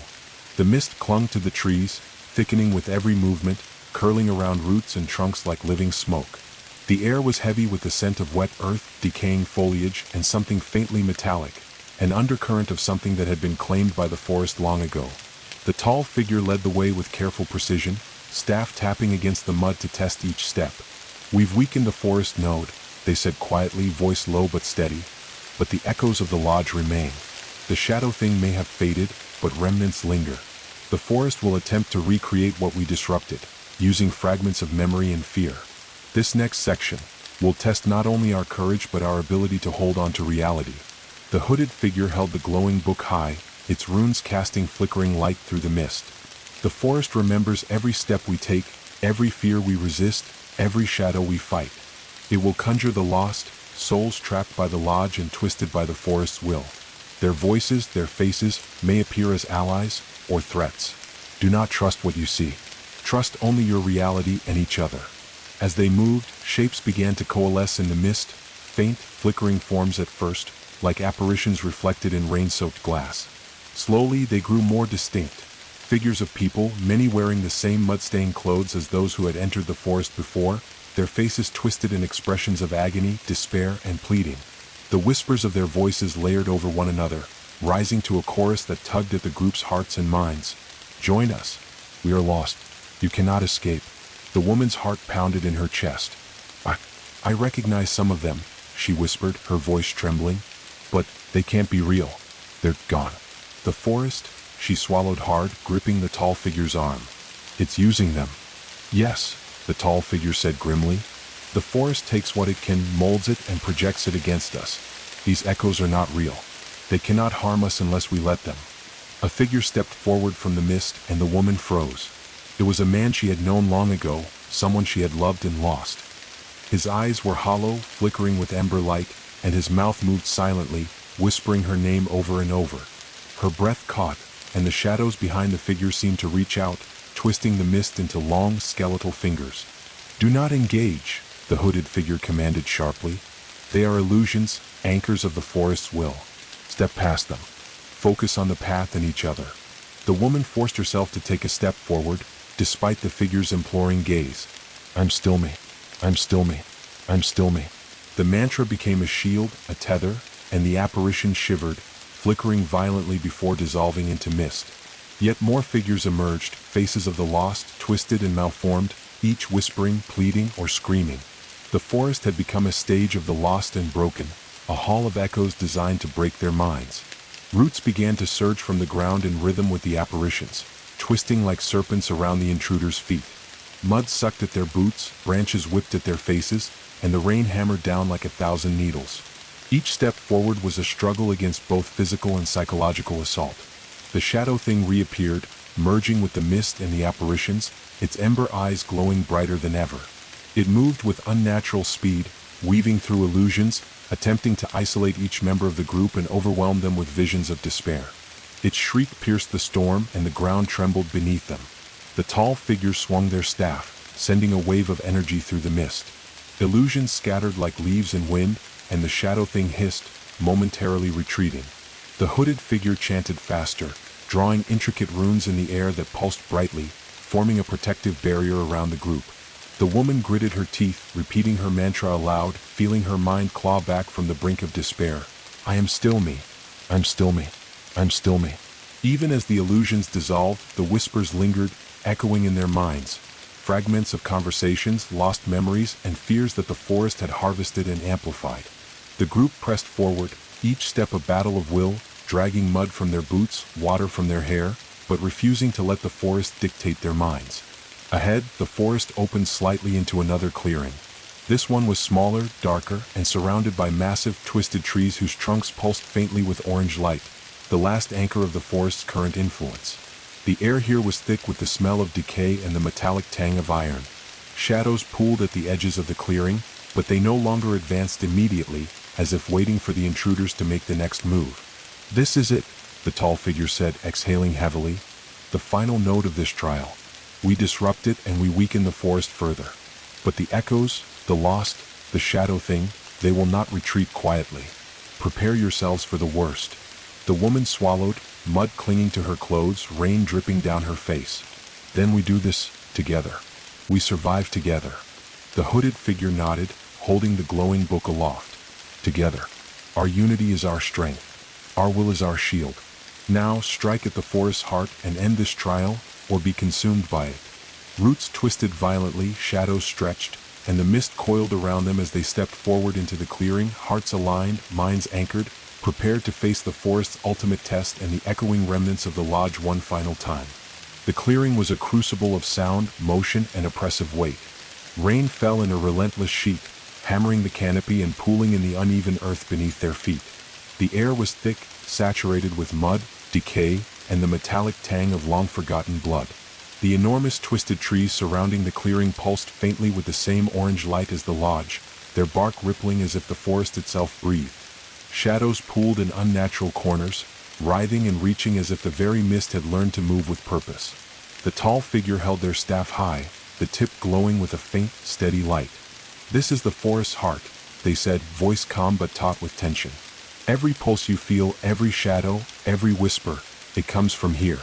The shadow thing is bound to it, and the echoes of the lodge linger in its roots. Strike at the heart, and the forest's hold weakens. Fail, and we become part of it." The hooded figure raised the glowing book, chanting quickly. Symbols of light lifted from the pages, floating in the air, forming intricate, moving patterns that seemed to repel the shadows, carving a fragile sanctuary through the chaos. "The forest will use everything it has learned against us," they warned. "Illusions, whispers, the memories it has harvested, you must anchor yourselves to your will, to each other, and to reality itself." The woman's breath came in ragged gasps. Her clothes were soaked, mud clinging to every surface, her hair plastered to her face. Yet she stepped forward, gripping the staff firmly, eyes locked on the glowing pulse at the center of the clearing. "I'm still me. I'm still me. I'm still me." The mantra was a lifeline, tethering her mind against the forest's psychological assault. From the mist, figures began to emerge. Lost souls the forest had claimed, their faces twisted, their eyes hollow with ember light. Some whispered pleas, others screamed accusations. They circled the group, their forms flickering between human and shadow, limbs bending unnaturally, merging with roots and mist. The shadow thing appeared above them, more terrifying than ever, body stretched and fused with the roots and fog, ember eyes blazing like molten fire. "Stand your ground," the tall figure shouted, staff striking the mud in a steady rhythm, sending pulses of energy outward. "Do not engage their illusions. Focus on the heart, focus on the path forward." The hooded figure's chanting grew faster, runes spinning in the air, forming a protective cage of light. The illusions shrieked and recoiled against it, some dissolving into the mist, but the whispers persisted, slithering into their minds. "You will fail, you cannot protect each other, you are alone." The woman's vision blurred as the shadow thing lunged, fusing with her worst fears. She saw herself abandoned, trapped beneath the roots, screaming silently, mud swallowing her as branches twisted around her body. She fell to her knees, heart pounding, but the tall figure grabbed her arm. "Anchor yourself," they bellowed. "Do not let it claim you." She gritted her teeth, repeating her mantra aloud. "I'm still me. I'm still me. I'm still me." Light from the staff and the glowing book enveloped her, cutting through the illusions. The shadow thing shrieked, recoiling in frustration, but it did not disappear. It circled, calculating, waiting for any sign of weakness. The group advanced cautiously, stepping over writhing roots, dodging branches that whipped like whips. Every step brought them closer to the heart, a massive root knot pulsating with orange light, veins of energy stretching outward like the forest's bloodstream. The air around it vibrated with power, shadows twisting violently at its edges, and the whispers rose to a deafening roar, layering fear, doubt, and grief in a suffocating cacophony. The tall figure struck first, staff connecting with the glowing core, sending a shockwave through the clearing. Roots convulsed and twisted violently, shadows screeched, and the mist surged. The hooded figure chanted rapidly, forming chains of light around the core, attempting to bind its energy, while the woman stepped closer, eyes locked on the pulse. Her mantra became a lifeline, her presence anchoring the energy of the staff and book, focusing it directly into the heart. Pain and visions assaulted her, memories twisted by the forest, faces of lost souls reaching out, imploring, accusing, pleading, but she forced herself forward. Every pulse of light, every strike of the staff, every rune from the book fused into a brilliant column of energy, attacking the forest's heart directly. The ground shook violently, roots snapping, mud sliding beneath their feet, yet they stood fast, hands joined, minds focused, wills unbroken. The shadow thing lunged one final time, a vortex of ember eyes, twisting limbs, and living mist, but the unified force of the group met it head-on. Light collided with shadow in a brilliant explosion, reverberating through the forest. Screams, both human and otherworldly, echoed, mingling with the storm, the rain, and the cracking roots. The pulse of the heart faltered, stuttering violently, then dimmed gradually as the column of energy pierced its core. The forest convulsed one last time, trees groaning, roots thrashing, shadows screaming before collapsing into nothingness. The mist lifted slightly, revealing faint moonlight through the canopy. The oppressive weight that had pressed upon their minds and bodies eased. The shadow thing's ember eyes extinguished, dissolving into the fog, leaving silence in their wake. The tall figure lowered their staff, breathing heavily. "It is done, for now," they said. "The forest's heart is disrupted, its influence diminished. But it remembers, it adapts. Our trials are far from over. We survive, but the night is not over." The woman sank to her knees, mud and rain clinging to her body, exhausted but alive. I thought we wouldn't make it," she whispered, voice trembling. "But we did. Together." "Yes," the hooded figure said, closing the glowing book, its light dimming to a gentle pulse. "Together. That is the key. Unity, willpower, and trust in one another. The forest may rise again, shadows may return, but as long as we remain steadfast, we endure." The clearing was quiet now, only the rain pattering softly on leaves and mud. The forest seemed to breathe around them, alive but temporarily pacified. Shadows lingered at the edges, distant and watchful, but no longer pressing directly on them. The group stood together, drenched, exhausted, but united. They had faced illusions, shadows, and the forest's wrath, and they had survived. The lodge's pulse was faint in the distance, the echoes of the lost momentarily silent, and the shadow thing had retreated. The tall figure gestured toward the faintly lit path leading deeper into the forest. "We move forward," they said. "The night continues, the trials persist, but we endure. Step lightly, hold fast, and trust in each other. The forest watches, but it cannot claim us, so long as we do not falter." The woman took a deep breath, rain dripping from her hair, mud clinging to her clothes. "Then we go," she said, voice steady despite exhaustion. "Together." And so, with hearts aligned, hands joined, and minds anchored, they moved deeper into the forest, ready to face whatever horrors the night had yet to reveal. The path beyond the clearing was narrow, winding between towering trees whose wet bark glistened in the dim, filtered moonlight. Rain fell steadily, a relentless drumming on leaves and mud, filling the forest with a constant, eerie rhythm. Mist clung low to the ground, curling around roots and puddles, shifting as though alive. Even in the wake of their victory over the forest's heart, a tension hung heavy in the air, the sense that the forest was far from finished, that the night had not yet revealed all its secrets. The tall figure led, staff tapping rhythmically against the mud-slicked ground. "The heart is disrupted," they said, voice low but firm. "But the forest does not forget. It remembers the lodge, the echoes, the shadows. What we struck down will return in new forms. Every step forward must be taken with caution." The hooded figure held the glowing book aloft, its faint light shimmering in the mist. "The forest will attempt to manipulate our senses again," they warned. "Not with brute force like before, but with subtlety. Whispers of what was lost, shadows that move independently of the trees, apparitions that mimic reality, these will test our focus, our unity, and our willpower." The woman shivered, pulling her jacket tighter against the cold rain. "I keep hearing voices," she said softly, voice trembling. "Some are familiar, some are strangers, but all of them are calling to me, asking me to turn back, asking me to give in." "Do not answer them," the tall figure said firmly. "They are the forest claws into your mind. The whispers exist to fracture your perception, to make you question yourself and each other. Anchor yourself in reality and in us." As they moved deeper, the forest grew denser, the canopy thickening so that only thin slivers of moonlight penetrated. Roots twisted unnaturally along the path, sometimes forming almost stair-like protrusions, then snaking into the ground as though retracting, ready to ensnare any foot that faltered. Shadows pooled at the edges of the mist, moving independently, stretching and curling like black smoke. Whispers rose and fell, layering over each other in a cacophony of pleading, threats, and regrets. Suddenly, a figure stepped onto the path ahead. Its form was vague at first, a blurred outline against the fog, but as they approached, it became unmistakably human. An older woman, face lined with worry and sorrow, eyes shimmering with tears. "You shouldn't be here," the figure whispered, voice trembling yet familiar. The forest it's waiting, it wants you, you can't leave. The woman froze, heart hammering. She recognized the figure, it was her grandmother long past. The forest had plucked memory from her mind and twisted it into a weapon. No, it's not real, she whispered, shaking her head. I know it's not real. I won't fall for this. The tall figure stepped forward, staff glowing faintly. Anchor yourself, they commanded. It is not real. Do not speak to it, do not engage. Step past it and hold on to your will. The woman's hand trembled, but she reached out to grasp the tall figure's arm. Her mantra, silent at first, grew louder. I am still me. I'm still me. I'm still me.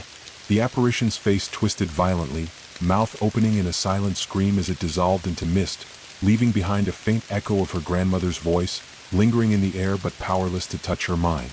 The forest seemed to react violently to the defiance.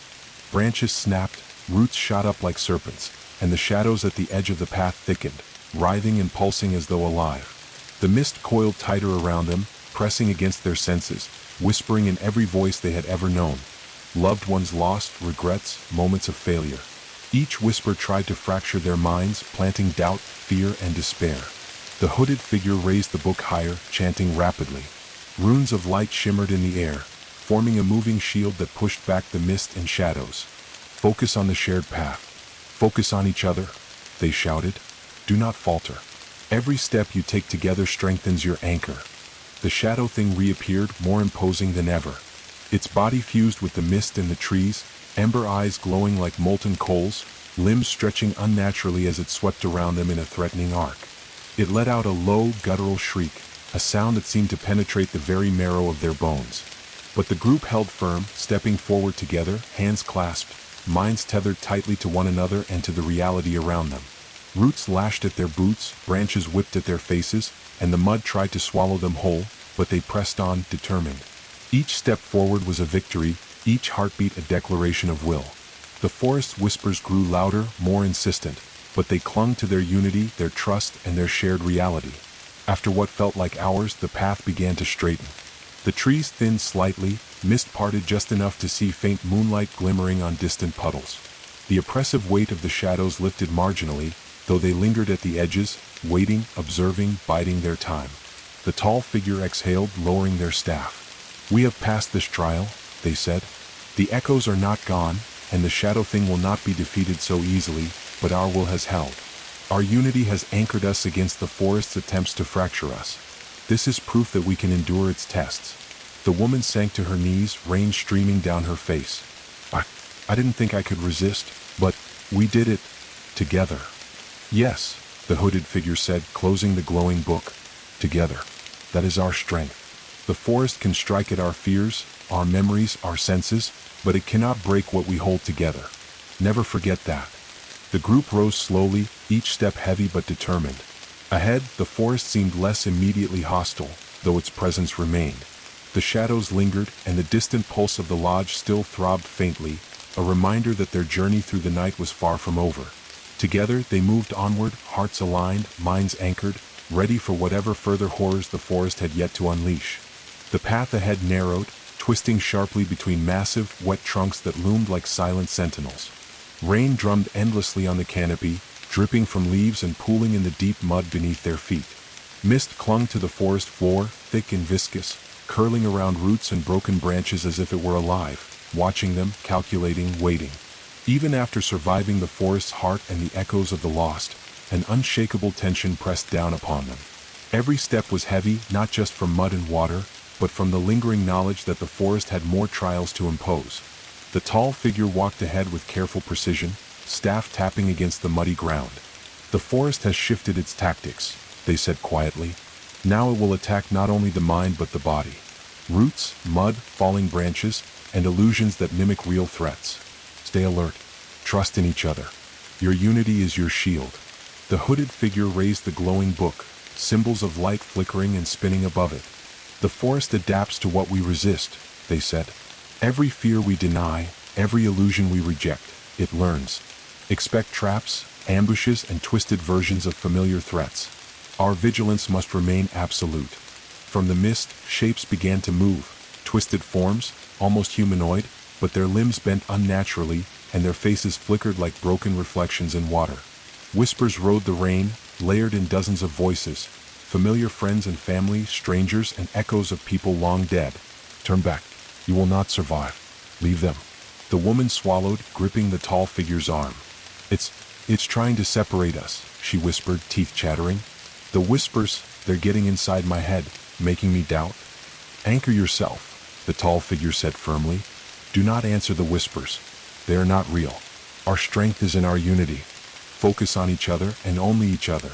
The mist thickened suddenly, condensing into shapes of long-lost travelers, shadows of those who had entered the forest and never returned. Some reached toward them, arms thin and twisting, faces frozen in silent screams. Roots erupted from the ground, writhing like serpents, attempting to entangle feet and legs. Mud slid beneath their boots, sending each step into a precarious balance.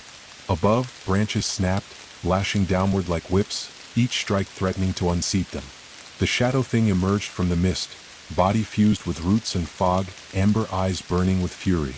It shrieked, a sound that rattled their very bones, and surged forward, a vortex of shadow attempting to separate them, isolate each one, and overwhelm their senses with fear and despair. The tall figure swung the staff, sending a wave of energy that scattered the illusions temporarily. The hooded figure chanted rapidly, runes flaring brightly, forming a protective sphere of light that pushed back the mist and shadows. The woman forced herself forward, repeating her mantra aloud, voice steady despite the storm. "I am still me. I'm still me. I'm still me." The forest responded violently. Roots twisted violently beneath their feet, trying to trip them. Branches reached from the trees like grasping arms, and the mist condensed into ever more detailed illusions, mimicking threats they had seen or imagined before. One illusion looked like a fallen comrade, hands outstretched, mouth screaming silently. Another appeared as a burning tree, roots curling like snakes, smoke rising in tendrils that reached toward them. But the group moved as one. Hands clasped, eyes locked on each other, they pressed forward through the gauntlet. Every step was a battle of will and body. Rain soaked their clothes, mud clung to their legs, and the weight of the forest pressed down with relentless pressure, but they refused to falter. Ahead, the path opened into a jagged clearing. The forest here was twisted, the trees warped into grotesque shapes, roots tangled like a living web, mist thick and suffocating. At the center of the clearing, a faint orange glow pulsed faintly beneath the mud and tangled roots. A smaller node, one of the forest's hidden anchors, still feeding the lingering shadow thing's power. "This is another heart," the tall figure said, staff raised. "We disrupt it and we weaken the forest further. But it will fight. Every root, every illusion, every whisper will resist. The forest knows we are coming." The shadow thing surged from the mist again, its ember eyes fixed, body stretching and twisting unnaturally. Its shriek was deafening, and the illusions intensified, forming dozens of images of lost friends, enemies, and familiar places warped into nightmarish forms. Roots and branches lashed violently as they surged toward the group. The hooded figures chanting grew louder, faster, the book flaring with energy that pulsed outward, forming chains of light around the node. The tall figure struck the root knot with the staff, energy rippling outward in a shockwave. The woman stepped forward, mantra on her lips, her presence anchoring the combined force of staff and book, channeling it directly into the node. Pain, visions, and fear assaulted her mind, memories of failure, loss, betrayal, but she forced herself onward. "I'm still me. I'm still me. I'm still me." Each repetition of her mantra strengthened her, tying her will to the groups, focusing their energy into the heart of the forest. The node convulsed violently, roots thrashing, shadows shrieking, mist twisting into impossible shapes, before the pulse of orange light dimmed, weakened, faltering. The shadow thing let out a final ear-splitting wail before dissolving into the mist. Illusions collapsed, the mist thinned slightly, and the oppressive weight of the forest eased, though it remained alive, observing, waiting. The tall figure lowered their staff, exhaling heavily. "It is disrupted," they said. "We have passed this gauntlet, but the forest is not finished. Its memory lingers and the night is far from over. Still we endure. We have proven our strength, our unity, and our will. That is our shield." The woman sank to her knees, rain and mud covering her, shaking with exhaustion. We survived," she whispered. "Together, we really survived." "Yes," the hooded figure said, closing the glowing book. "Together.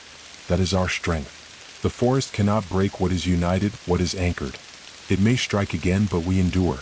Step forward. Hold fast. The journey continues.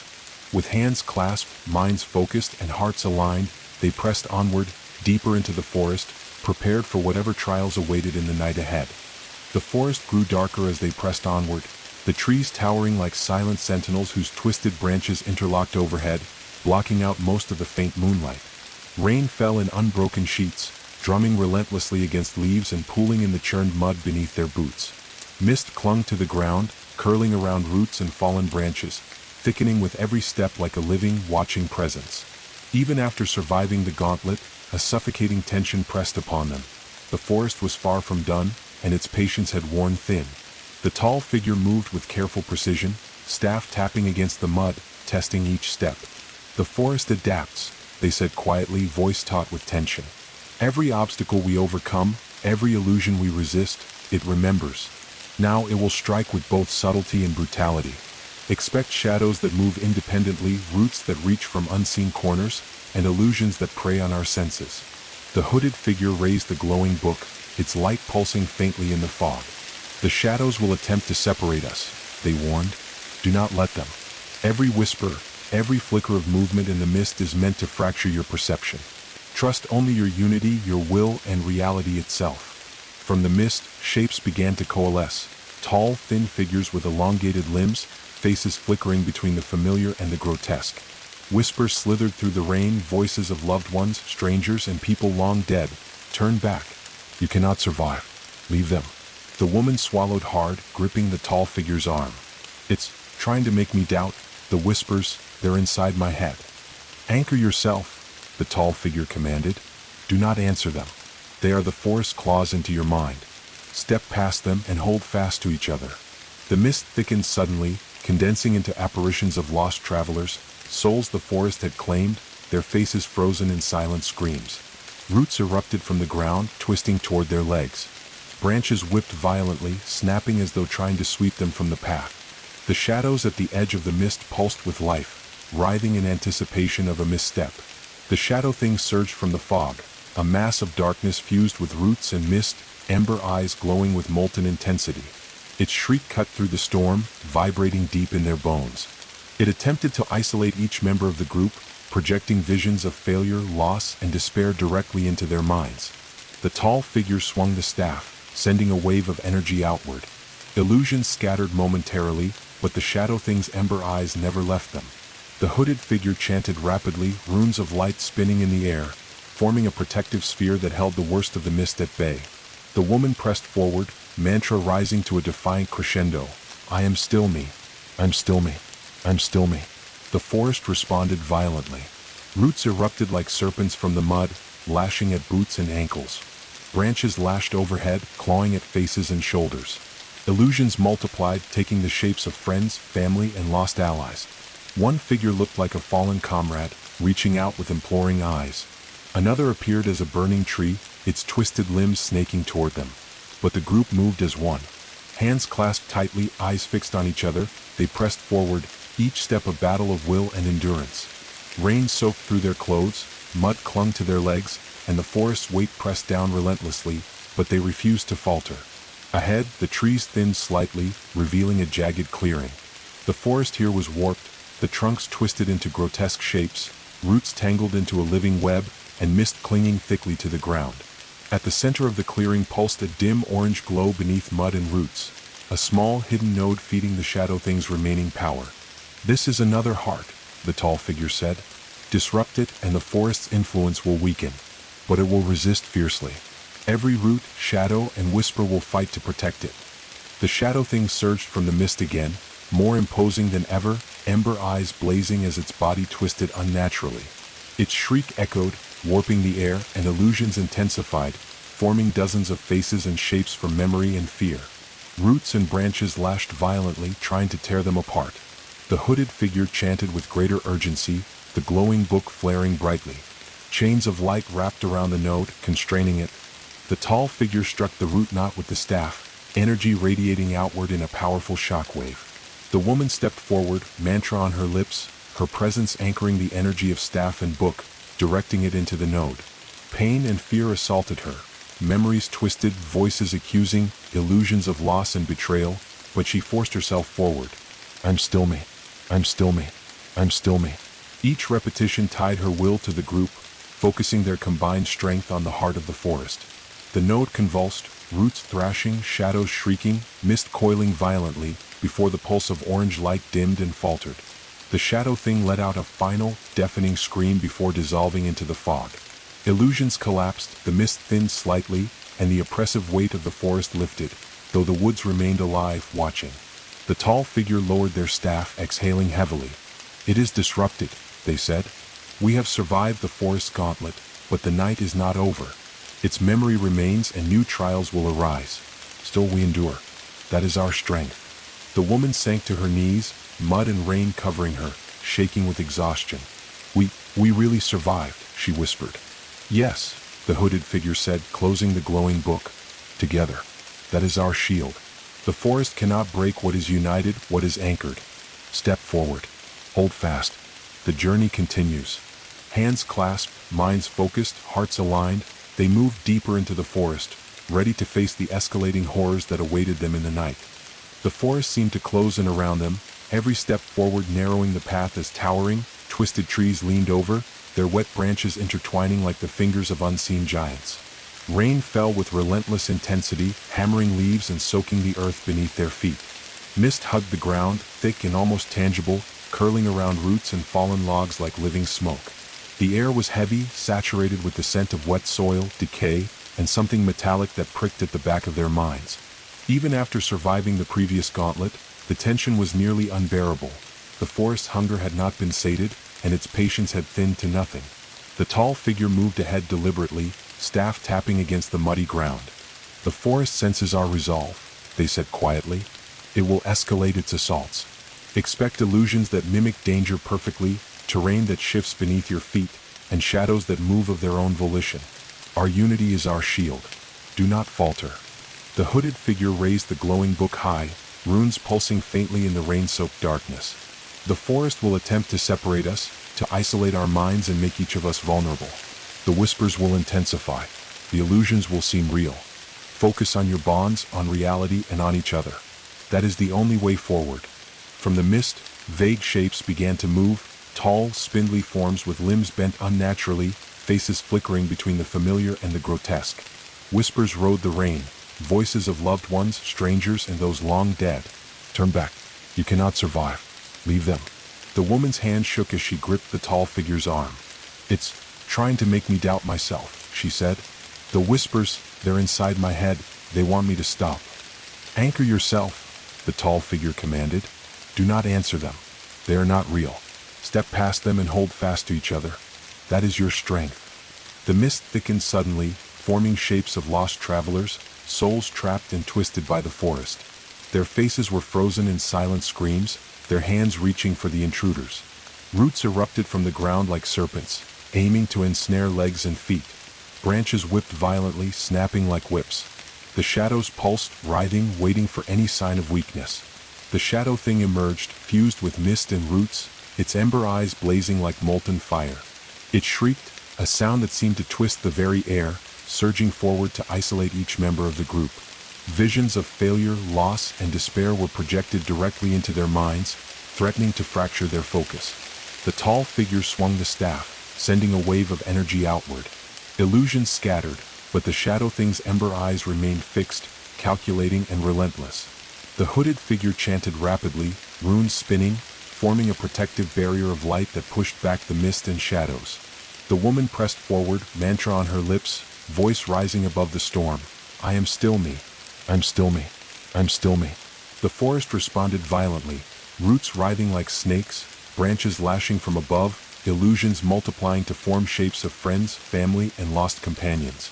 A figure resembling a long-dead sibling emerged, mouth moving silently, eyes pleading. Another appeared as a twisted, burning tree, its limbs snaking toward them. But the group moved as one. Hands clasped tightly, eyes locked on each other, they pressed through the chaos. Rain soaked their clothes, mud clung stubbornly to their legs, and the forest's weight pressed down with every step, but they refused to falter. The path opened slightly into a jagged clearing. The forest here was warped, the trees grotesque, roots tangled like living webs, mist thick and suffocating. At the center, a faint orange glow pulsed beneath mud and roots, a hidden node feeding the shadow thing's remaining power. "This is another heart," the tall figure said. "Disrupt it, and the forest's influence diminishes further. But it will resist with everything it has." The shadow thing surged again, more imposing than ever. Ember eyes blazed as its body twisted unnaturally. Its shriek warped the air. Illusions intensified, forming dozens of faces and figures drawn from memory and fear. Roots and branches lashed violently, trying to tear them apart. The hooded figure's chanting increased, the book flaring brightly, chains of light wrapping around the node. The tall figure struck the root knot with the staff, energy radiating outward. The woman stepped forward, mantra steady, "I am still me. I'm still me. I'm still me." Her presence anchored the combined force of staff and book, channeling it into the node. Pain, fear, and twisted memories assaulted her. Faces accusing, voices pleading, illusions of loss. But she forced herself onward. Each repetition of her mantra tied her will to the group, focusing their strength on the heart of the forest. The node convulsed, roots thrashing, shadows screaming, mist coiling violently, before the pulse of orange light dimmed and faltered. The shadow thing let out a final, ear-splitting wail and dissolved into the fog. Illusions collapsed, mist thinned, and the oppressive weight lifted, though the forest remained alive, watching, calculating. The tall figure lowered their staff, breathing heavily. "It is disrupted," they said. "We have endured the forest's gauntlet, but the night continues. Its memory lingers and new trials await. Still we survive. Our unity is our shield." The woman sank to her knees, drenched and exhausted. We really survived," she whispered. "Yes," the hooded figure said, closing the glowing book. "Together. That is our strength. The forest cannot break what is united, what is anchored. Step forward. Hold fast. The journey continues." Hands clasped, minds focused, hearts aligned, they pressed deeper into the forest, prepared for whatever horrors the night would yet reveal. The forest ahead was unlike anything they had encountered before. The trees leaned inward at impossible angles, their trunks twisted like blackened bone. The rain had intensified, a relentless torrent drumming against leaves, branches, and the slick mud beneath their feet. Mist clung to the ground in thick swirls, curling around roots and fallen logs like living smoke, rising to obscure the path ahead. Every step seemed to sink deeper into the forest's grasp, as if the earth itself sought to hold them, to claim them. The tall figure led the way, staff tapping rhythmically against the ground, probing each step. "We have come far," they said quietly, voice taut with tension. "But the forest will test us as never before. Its attacks will be simultaneous, physical, mental, and emotional. We must be stronger than it expects. Do not falter." The hooded figure's glowing book pulsed faintly, casting light that cut through the mist just enough to reveal the warped shapes of roots and branches. "The shadow thing will return," they said. "It will combine the illusions of everything we have resisted with new forms of terror. The whispers will seek to fracture your very sense of self. Keep your unity, keep your focus, and do not lose your anchor." From the fog, shapes began to emerge, tall, thin figures with limbs bent unnaturally, their faces flickering between familiar and grotesque. Whispers rose, layered in dozens of voices. Loved ones, strangers, echoes of those long dead. "Turn back. You cannot survive. Leave them." The woman's hand shook as she gripped the tall figure's arm. "It's trying to break me. The whispers, they're inside my mind, trying to make me stop." "Anchor yourself," the tall figure commanded, voice cutting through the storm. "Do not answer them. Do not engage. Step past them and hold fast to each other." The mist thickened, forming apparitions of lost travelers, souls trapped and twisted by the forest. Faces frozen in silent screams, arms reaching toward them. Roots erupted violently from the ground, aiming to entangle legs. Branches whipped down, snapping like brittle whips. The shadows at the mist's edge writhed, waiting for a single misstep. The shadow thing emerged from the fog, larger and more terrifying than before. Its ember eyes burned with fury as its twisted form fused with mist and roots. It shrieked, a sound that seemed to reverberate through their bones, attempting to isolate each member of the group and project visions of failure, grief, and despair directly into their minds. The tall figure swung their staff, sending a wave of energy outward. Illusions scattered momentarily, but the shadow thing's eyes remained fixed, calculating and relentless. The hooded figure chanted, runes spinning around the glowing book. forming a protective barrier of light. The woman pressed forward, mantra on her lips. I am still me. I'm still me. I'm still me. The forest responded violently, roots writhing, branches lashing, illusions multiplying into faces of friends, family, and fallen allies. One figure mimicked her lost sibling, pleading silently.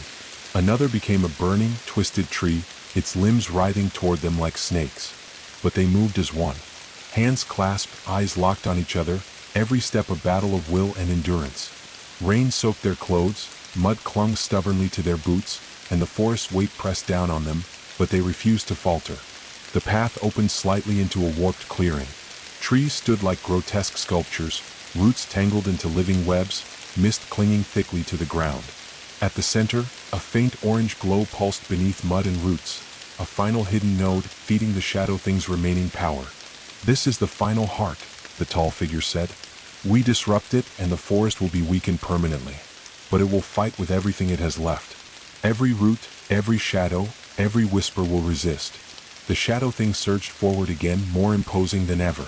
Ember eyes blazing, its twisted body twisted unnaturally, shrieking in a deafening cacophony.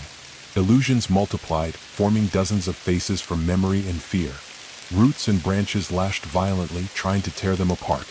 The hooded figure's chanting reached a fevered pace, the glowing book flaring with energy. Chains of light wrapped around the node, constraining it.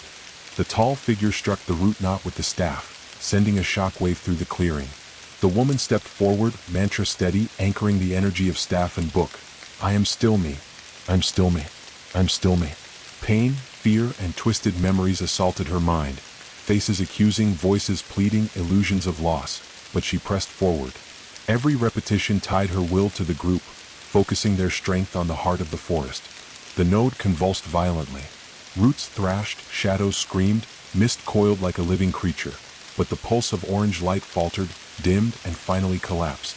The shadow thing let out a final, ear-splitting wail before dissolving into nothingness.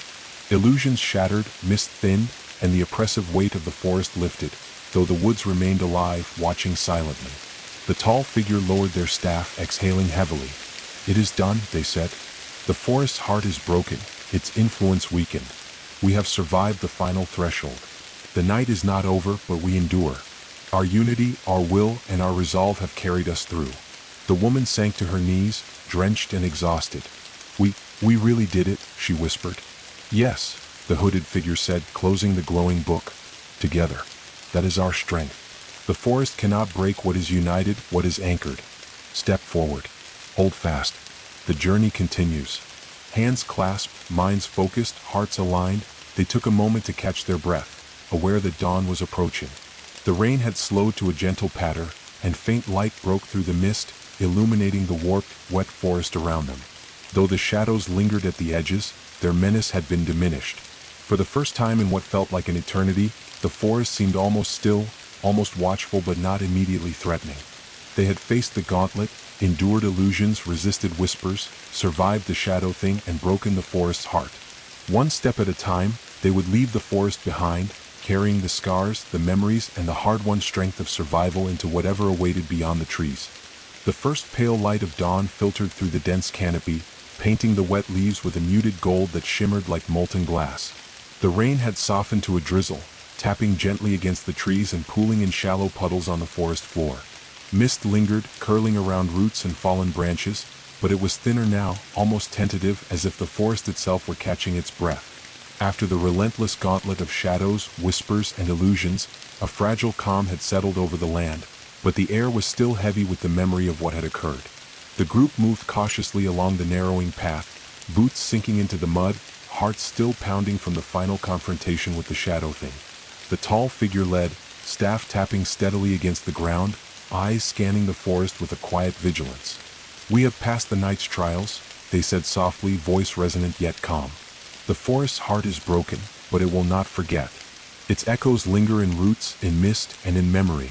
We must leave carefully, holding on to our unity and awareness. The woman wiped the mud and rain from her face, exhaustion weighing her body down, but a sense of relief warmed her chest. I can't believe we made it, she whispered. After everything, the whispers, the shadows. I thought it would never end. The hooded figure closed the glowing book, its faint pulse dimming as they walked. "It is not over, but the worst has passed," they said. "The forest may still remember, but we have proven that its darkness cannot claim what is united, what is anchored in will and purpose. Our survival is proof of strength beyond its reach." The mist began to lift more fully, revealing glimpses of the forest in the soft morning light. The trees, still towering and imposing, seemed less threatening now, though their twisted trunks and warped branches reminded the group of the trials they had endured. Roots, once writhing with malevolent intent, now lay still, slick with rain but inert. Shadows lingered at the edges, subtle and watching, but lacking the aggression they had displayed throughout the night. As they emerged from the final clearing, the faint outline of the lodge came into view, softened by the morning light and the dissipating mist. Its silhouette was no longer ominous but offered a sense of refuge. Smoke curled from the chimney in a thin, lazy stream, and the warm glow from within hinted at firelight and safety. The journey had begun in fear, soaked in rain and shadow, and now it would end with a quiet, hard-earned reprieve. The woman glanced back at the forest one last time, noting the way the morning light danced across the wet leaves and tangled roots. She could still feel the echoes of whispers, the pulse of the shadow thing's energy, the oppressive weight of the mist, but they no longer had power over her.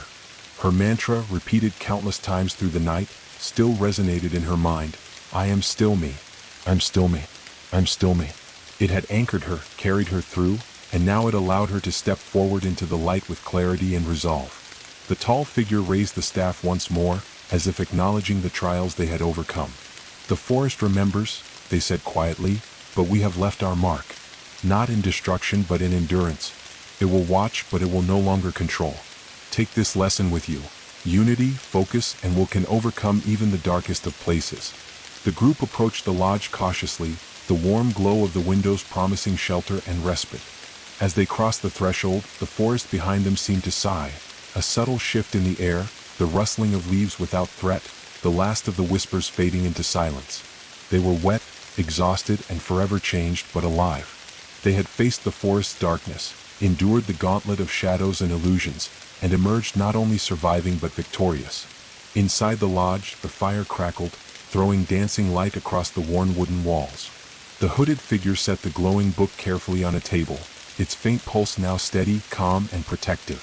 The tall figure placed the staff against the wall, leaning against it for support. The woman sank into a chair, finally allowing her body to relax, feeling the warmth of the fire seep into her chilled bones. For a long while, they sat in silence, listening to the rain now soften to a gentle murmur on the roof, the occasional creak of the lodge settling, and the soft crackle of the fire. Words were unnecessary. The experience of survival, of shared struggle and victory, spoke volumes. They had been tested, terrorized, and pushed to their limits, and yet they had endured together. Outside, the forest waited, patient and quiet. Its shadows had receded, but the memory of its darkness remained. It had been beaten for now, but not forgotten. The lodge, small and humble, stood as a bulwark against the lingering fear, a symbol that even in the most oppressive darkness, light and unity could prevail. The woman finally whispered, voice low but resolute, "We made it, together." "Yes," the tall figure said softly, "together. That is what carried us through. Remember it always." And with the softening rain, the morning light, and the distant echoes of the night behind them, the group allowed themselves a quiet, hard-earned peace. The forest had tested them, but they had survived, and in that survival they had discovered strength, unity, and a courage that would endure far beyond the shadows of the trees. The night was over. The forest remained, alive and watchful, but its power had been broken. And for the first time in hours that had felt like years, they allowed themselves to breathe, to rest, and to hope. The lodge, warm and steadfast, welcomed them fully into the light of a new day, carrying the promise of survival, the weight of experience, and the certainty that together they could face anything.